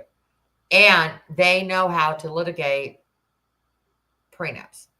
So when you go in, now here in Florida, if you list any of your assets, you do have to show in statements that that's true. Also, too, it has to be reviewed by a lawyer. Also, too, it has to be notarized, of course, and you have to have 2 witnesses. Okay, so that is very important. So, and here I am. At that moment when I was dating my husband or getting married, I chose him 100%, and I think he knew that. So he knew that I trusted him so much that I wasn't going to have any red flags about this prenup. Well, as you're getting into it, there's a lot of red flags. So make sure you're both equal about the prenup, meaning like if everything's already done, written down, you approve it, rubber stamp it, what have you, as long as everything is good between you two and you come to agreement on that prenup, go for it. But again, go look for a lawyer that is separate and has no interest with you or your fiance, and they know how to do, prenups. So that's a huge thing right there. And but you have to agree together on the terms of that prenup, because if you don't, it's not a pretty sight. And look what I went through. Okay, it was all about him. And again, he didn't show me any proof what the monies he had. So do that. Also, too, in your state, if you have separate, and I would definitely keep debt separate if you could, credit cards, car loans, anything like that, if it's possible. And again, that's going to probably vary on your age group, the income level, so again, what part of your life. If I was, let's say I would get remarried. Well, even when I was married to my late husband, we didn't have, the only thing we had joint literally was Cinemax movie monthly fan club or something. That was the only thing we had joint. And that's good. Okay. So anyways, another thing, okay, again, it's going to depend on your age and what part you're in life. Okay, so with him, he goes, oh, you can move into my home and you can decorate it, you can paint it, you can do this and that. I want you to feel at home. Oh, great. Okay. I move into his house. Well, pretty much immediately, no, I can't paint. No, I can't buy new furniture. No. And again, this is all involved. It's my house, you'll never have my house.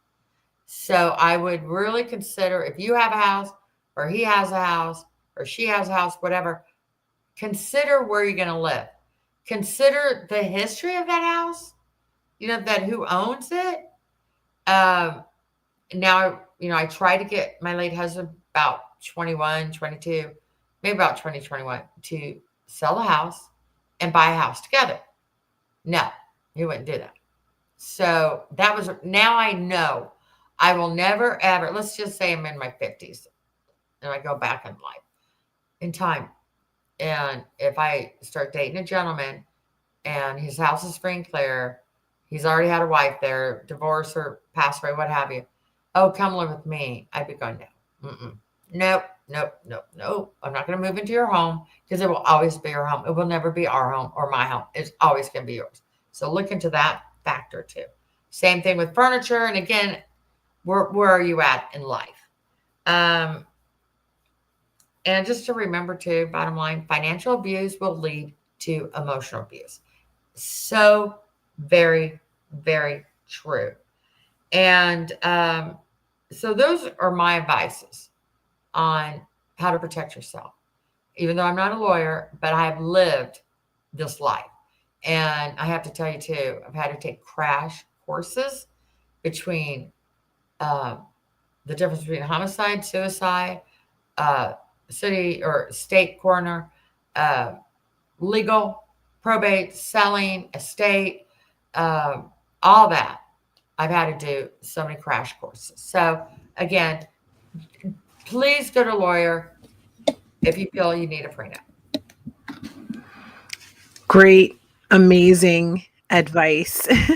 Especially that was my big takeaway too was from my first marriage was keep separate accounts and keep a joint account that you put into. It makes everything easier.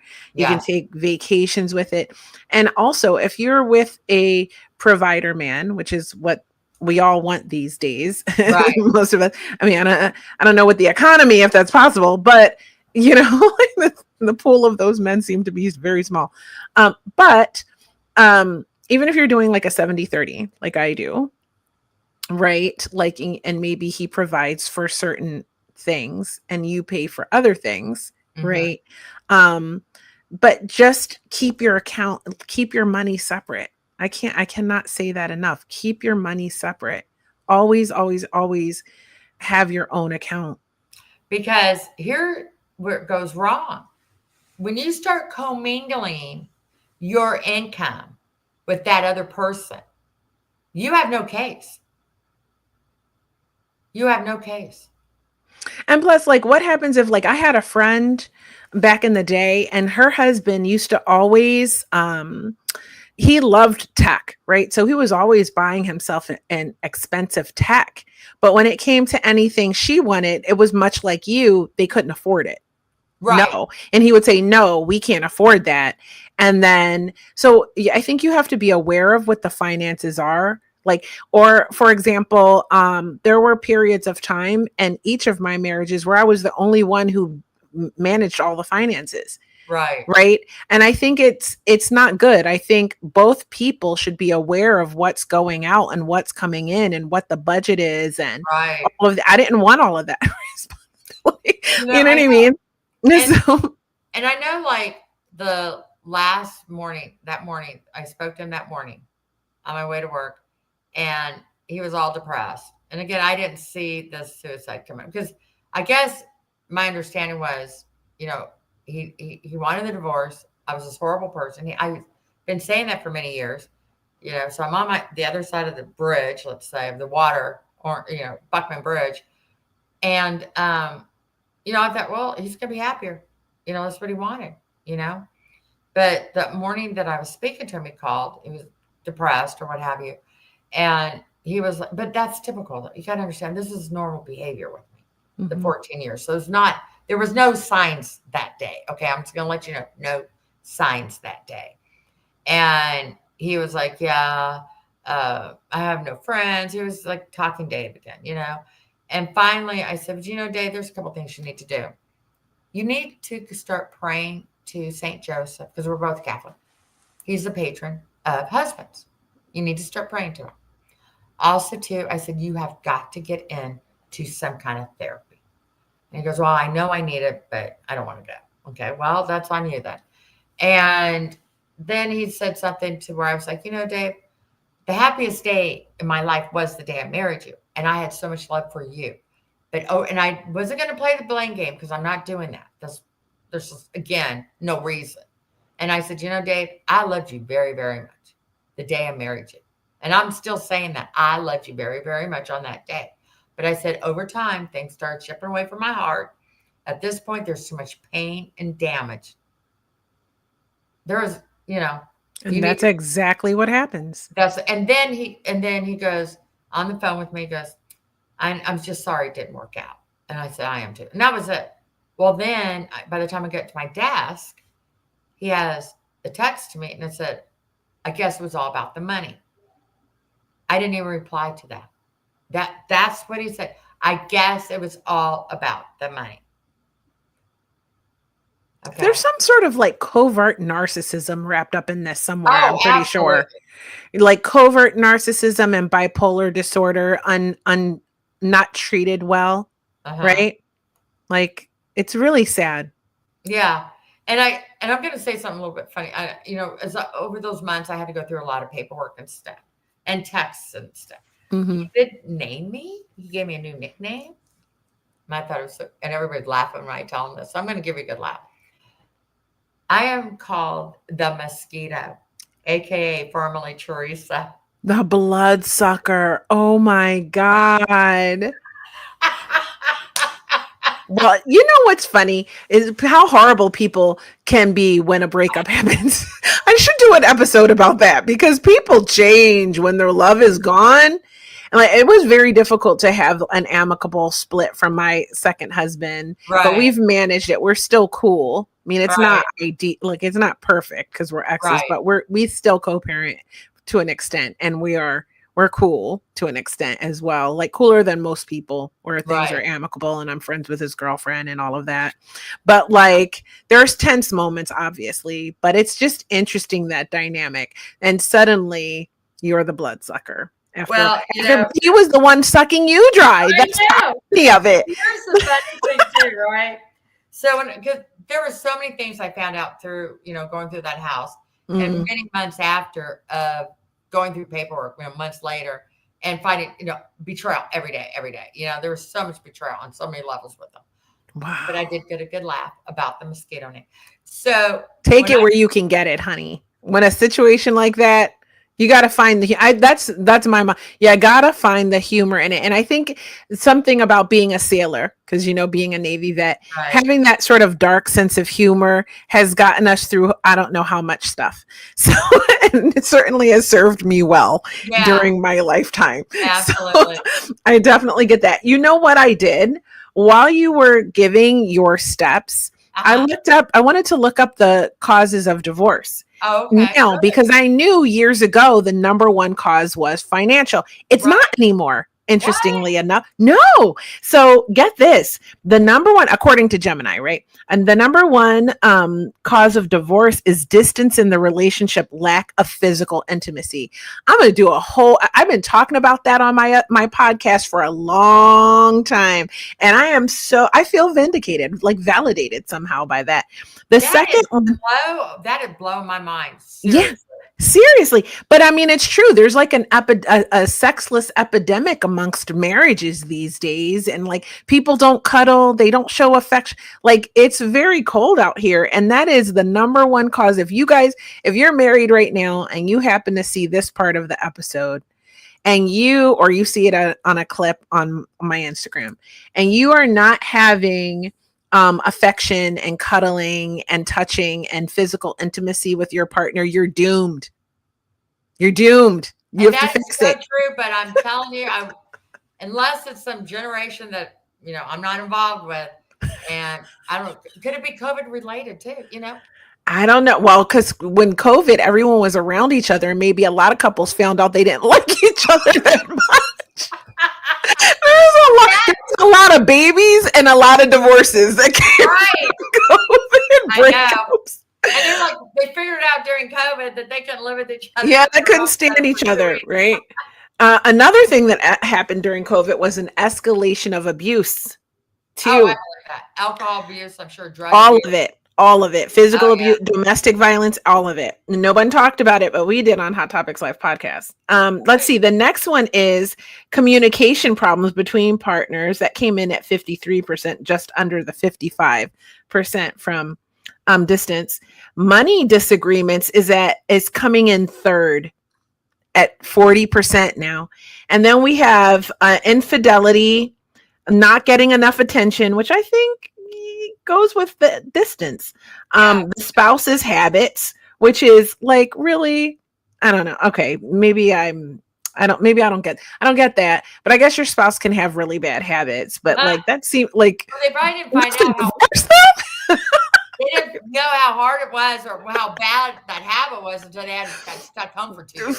Facts. And then the last one is sexual issues, which I put up there along with the first one because if there's no deep conversations, which is also intimacy, touching, affection, attention, which they have on this list, which I think falls in the number one category too, and sexual issues. If you're not intimate in that way, like you're doomed. Like you have to work on all of those things and bring it back somehow. And there's a lot of resources on how to do that. And I Well, talk about I some of them would love sometimes. to hear this podcast because you're blowing me away. I am serious, you know. Now, I can understand the affection and sex and all that would be many years down the road after the marriage. I mean, during the marriage, but many years later. I mean, I would like to know what year does it start? Is it the second year? I think it's different for everybody, right? Right? Because I think so my first marriage, I got married young too. So you think I got married at 23. I was in the Navy, he was in the Navy, right? It's typical, right? Right. So I know. we get married, and 2 years into the relationship, I distinctly remember saying to him, "Hey, something's wrong here. Like the intimacy is gone." That's early. Like I guess you're just out of the honeymoon stage at 2 years in. We were married 5 years total, but those last 3 years were a total shit show. Okay. It was Yeah. like just a deterioration of Right. whatever. But we were young. Hmm. And we didn't have any kids. So, we just grew in different directions, if that makes sense too. But the lack of intimacy was my red flag. And when I started seeing that happening more and longer periods of time, then I tried to say, hey, we need to, like, this is not good. Like, we need to figure this out. And there would be moments where it would get better, but it was always like a repeated cycle. Right. And I guess he was just a person who could live without intimacy, and I am not. So it was Yeah. doomed. But like it is really important. And I talk to lots of couples, and I have my friends and stuff. And if I tell them all the time, the intimacy of your relationship, the talking, the touching, the sexual aspects of it, if that is not going on, you're in danger and you need to do something, whether it's book a weekend away, find some way to reignite the sparks, and it could be taking a workshop. It could be going to a tantra retreat. But I do talk a lot about this on my dating episodes. But yeah, definitely. I can see that being the number one cause. And Yeah. financial matters are really and really, really a big one too. I think people maybe over the years are aware of that. So they're taking steps like not commingling to Right. mitigate that from being such a big issue.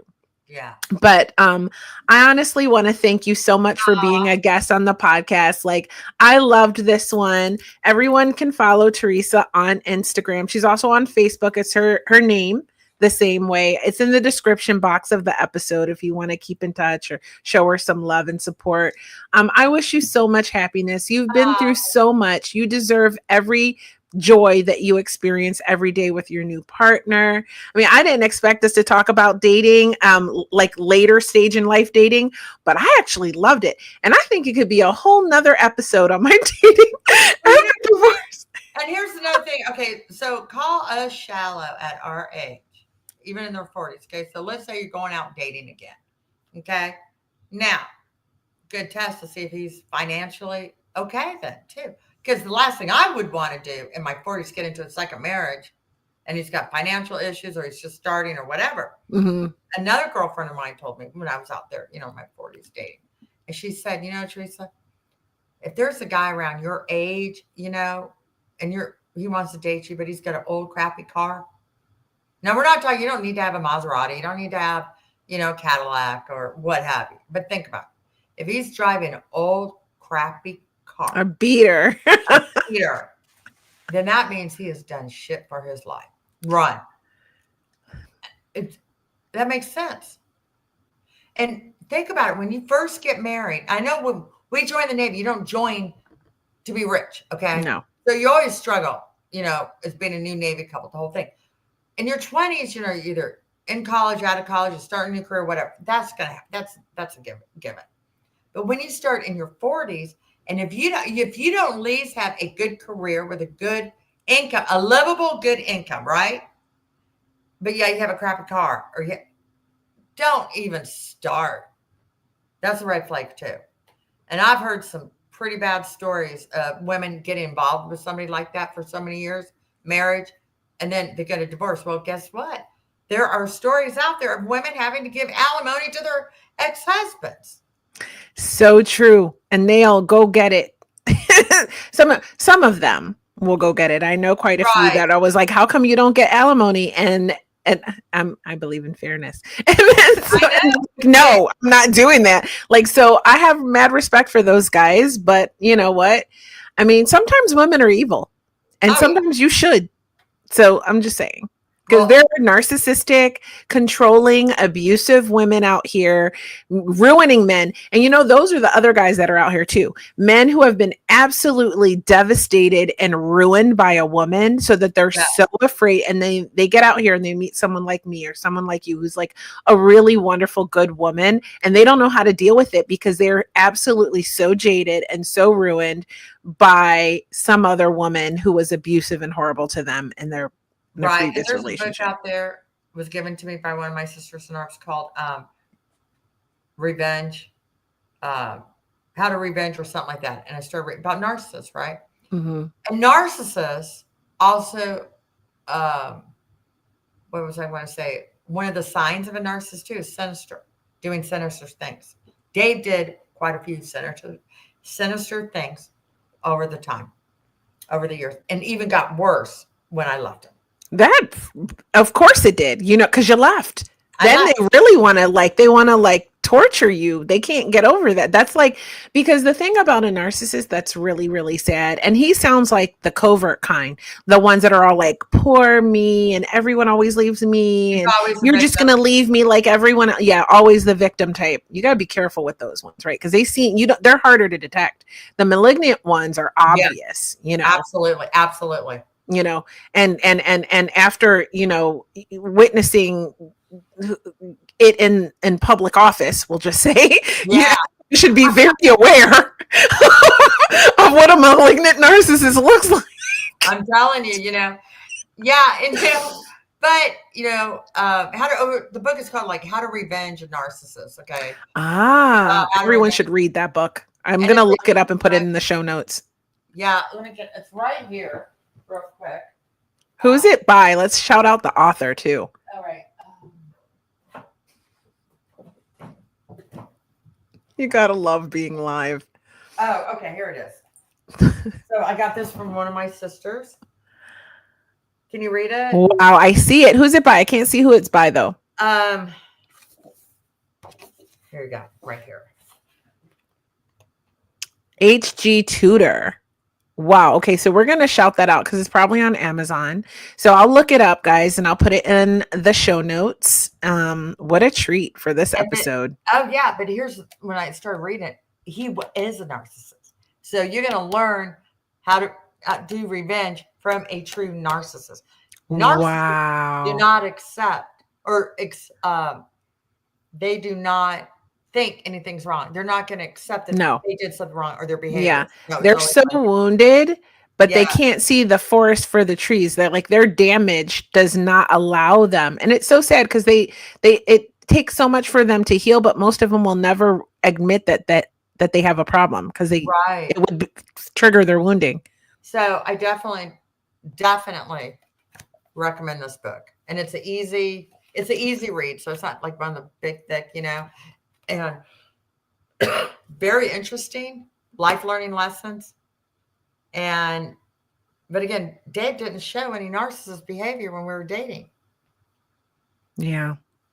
Interesting. I mean, I have another friend who she hosts Let's Break the Silence.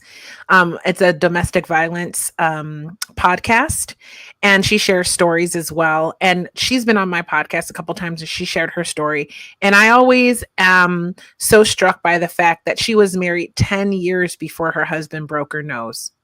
Oh, wow. How like 10 years of living and laughing and loving and making memories and building a life and living a life together, and then one crazy night everything is shattered, and it starts with your nose.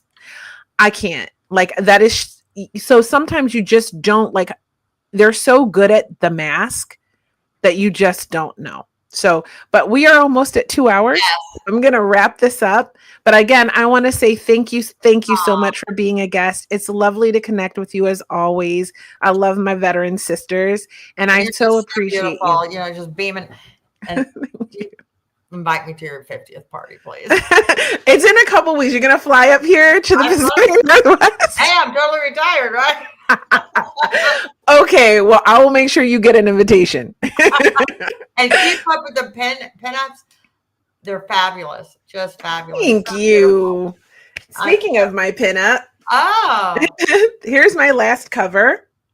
So this is my first ever one. And in fact, I don't have it yet. It hasn't come in the mail yet. But I am in the new, this was let's see, this was 2 years ago. But I'm in the 2025 chocolate cheesecake pinups. This is my friend the Rockabilly Barbie on the front. But I am in here. My brunette version of me is in here. well, And let me get that information real quick. so this is Retro Lovely Magazine, and the links are in my Instagram. So if you are curious about my pinup, there's links in the description box below, but you can always go to @Creativity on Instagram, and I have links in my bio to the magazines. And if you once you get to, it's called Mag Cloud, where they sell these ready to print magazines from. You can also go to @Retro Lovely on Instagram too and learn more Okay. about them. Well, that is Yeah, great. you should do it. You should I do am. some. You should do it. I'll tell you how to submit the Well, I pictures. do. These are enhanced. Okay, so we've gotten that. You should do it. You could get in your pageant glam and put on like a cocktail dress and you're in. And some of the girls, like they do lingerie. This is Bluegrass Cass, right? They do Oh, look lingerie. at her. Yeah, she's cute. But I mean, some girls are just in dresses and stuff like that. That one you just showed me, Uh-huh. she's like average, you know? Betty Chantel. This is Betty Chantel. Look at her. She's just totally, I mean, Well, I think she's cute. well, But no, that's hey. what I'm saying. No, I meant her body wise, right? You don't need to be the little penny stick. No, you don't actually. You don't have to be anything but your beautiful self. Absolutely. And go for it. Let's see. Here's somebody you might know. The brunette, the brunette version of me. I love that. Look at that. And so it's fun. It's celebrating. Fun. Yeah. So that was my first ever. And then this is my last cover, which was last year once I went blonde. I have been in 10 magazines by now. That is so I have a couple of them. My first cover here for Halloween. My favorite Halloween. Yeah, I'm about to do a shoot for this year's Halloween. So yeah, if you like pinup, but nothing scandalous, like classy, sexy pictures, then you can follow all my stuff there. You can see, and I will encourage you to get out there at least once, have a boudoir shoot, and then submit the pictures. I'll tell you how. Absolutely. Oh, yeah. No, I just think it's great to celebrate, how we look now, what we can be. We're out of that stupid, like how to look. Like I grew up in San Diego in the 70s. It was very hard. I look back. You always got to be skinny. You always had to have the right clothes, right? Yeah. I mean, so now, and I teach, what did they say? I teach to my own horn or whatever. I play to my own drum, and that's what I do. And what you just said, that classy. Another thing too, voluptuous, curvy. Yes. That's how we should be.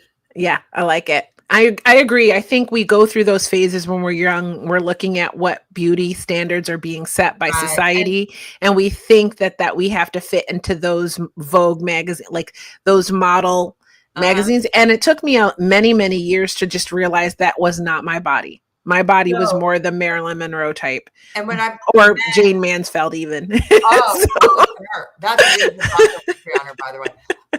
But I didn't when I want to clarify why I said average on that one young lady. It's when I said average, I meant body wise. Yeah, she looks like a regular woman. That's how average women look. Yes. like that. When you see these models that are super skinny, Mm-hmm. no. It's not for everybody. Sometimes those super skinny models are like 4'9", and they're Yes, actually fully healthy for themselves. But if right. you're 5'10" and you're looking at that, it's not an attainable beauty standard for you. So you Correct. you have to have the right perspective. Took me a long time to get that, but now I celebrate my body the way it is in these magazines, and you can celebrate it too if you get the magazines. So, Do that. And they just do that. I was thinking but about getting your autograph, but absolutely. I have done that. I've signed of quite a few for people who have wanted them signed. So yeah, for sure. But thank you again for being a Well, thank guest. It's you. been a pleasure, and I will Absolutely. see you soon. Bye bye. Isn't she lovely? She's just such a gem. And I wanted to take my time with that episode because it was such a big episode and she had such a big story. But financial abuse happens to men and women, and it's happening right now to so many people. And you could be one of them. So I hope that if you've made it this far in the episode, you were able to see some ways to avoid it happening to you, to get out of it, and to just be aware. Like the first step is just being aware. Like I didn't even know financial abuse was a thing. So I think we need to be talking about it more because it happens to way more people. And just like Theresa said that first comes the financial abuse and then comes the emotional abuse, right? And then we know verbal abuse and physical abuse, all of that is abuse, okay? And it can be paired with a narcissist. So just know you're not alone if you're experiencing that. And I hope that this episode helped you. And now it's that part of the show before I wrap it up where I do something special for you. Okay, so let's just take a moment to center ourselves after all of that. And I am going to pull these soul truth awareness cards. I have these cards. That's what they are. We're going to play a little cards. They're by Brianne Hovey. These are daily questions that will transform your life. I'm going to pull one at random for you by shuffling it. So I want you to close your eyes, take a deep breath. Sometimes I'll put my hand on my heart and I'll just center myself and I'll focus on God energy, right? Do you believe in God, Buddha, Allah, whatever you believe in, your higher self, the universe, source? Tap into that energy because it's energy. Everything's energy after all. And feel into that and be open for a message. And the message will come through these cards. And whatever card flies out, so you know I'm not picking it, it's just purely random, that will be the card for you. So I'm going to do this quickly because my battery's low. Okay. I hope it doesn't die. Hold on. Okay. That's the one. And it says, do I know all my strengths and am I using them? It says we all have superpowers, but it's up to us to uncover them. When we live and lead with our strengths, we are able to show up in our zone of genius. This inspires others to do the same. Today's soul action, ask yourself, how can I use one of my soul's gifts today to contribute to this open and ready world? So take that information, use it for your highest and greatest good. Remember that I love you, and this podcast is to help you live your best life possible because you deserve it. So like it, share it, subscribe, tell people about it, and make sure you set your notifications so you know when I come live because I pop up on here and I never know when I'm coming live. So definitely do that. I'll be back with another episode of Dating After Divorce next week. I'm going to be talking about harsh dating advice that I learned over these last 2 years that I have been dating, both for men and for women, and realty. So we're going to dive into that in a short episode next week. So set your notification so you know when I come live. And I appreciate you. Thank you for spending this time with me. If you made it this far, you're a hottie. You're one of my tribe. Subscribe. And I'll see you next time.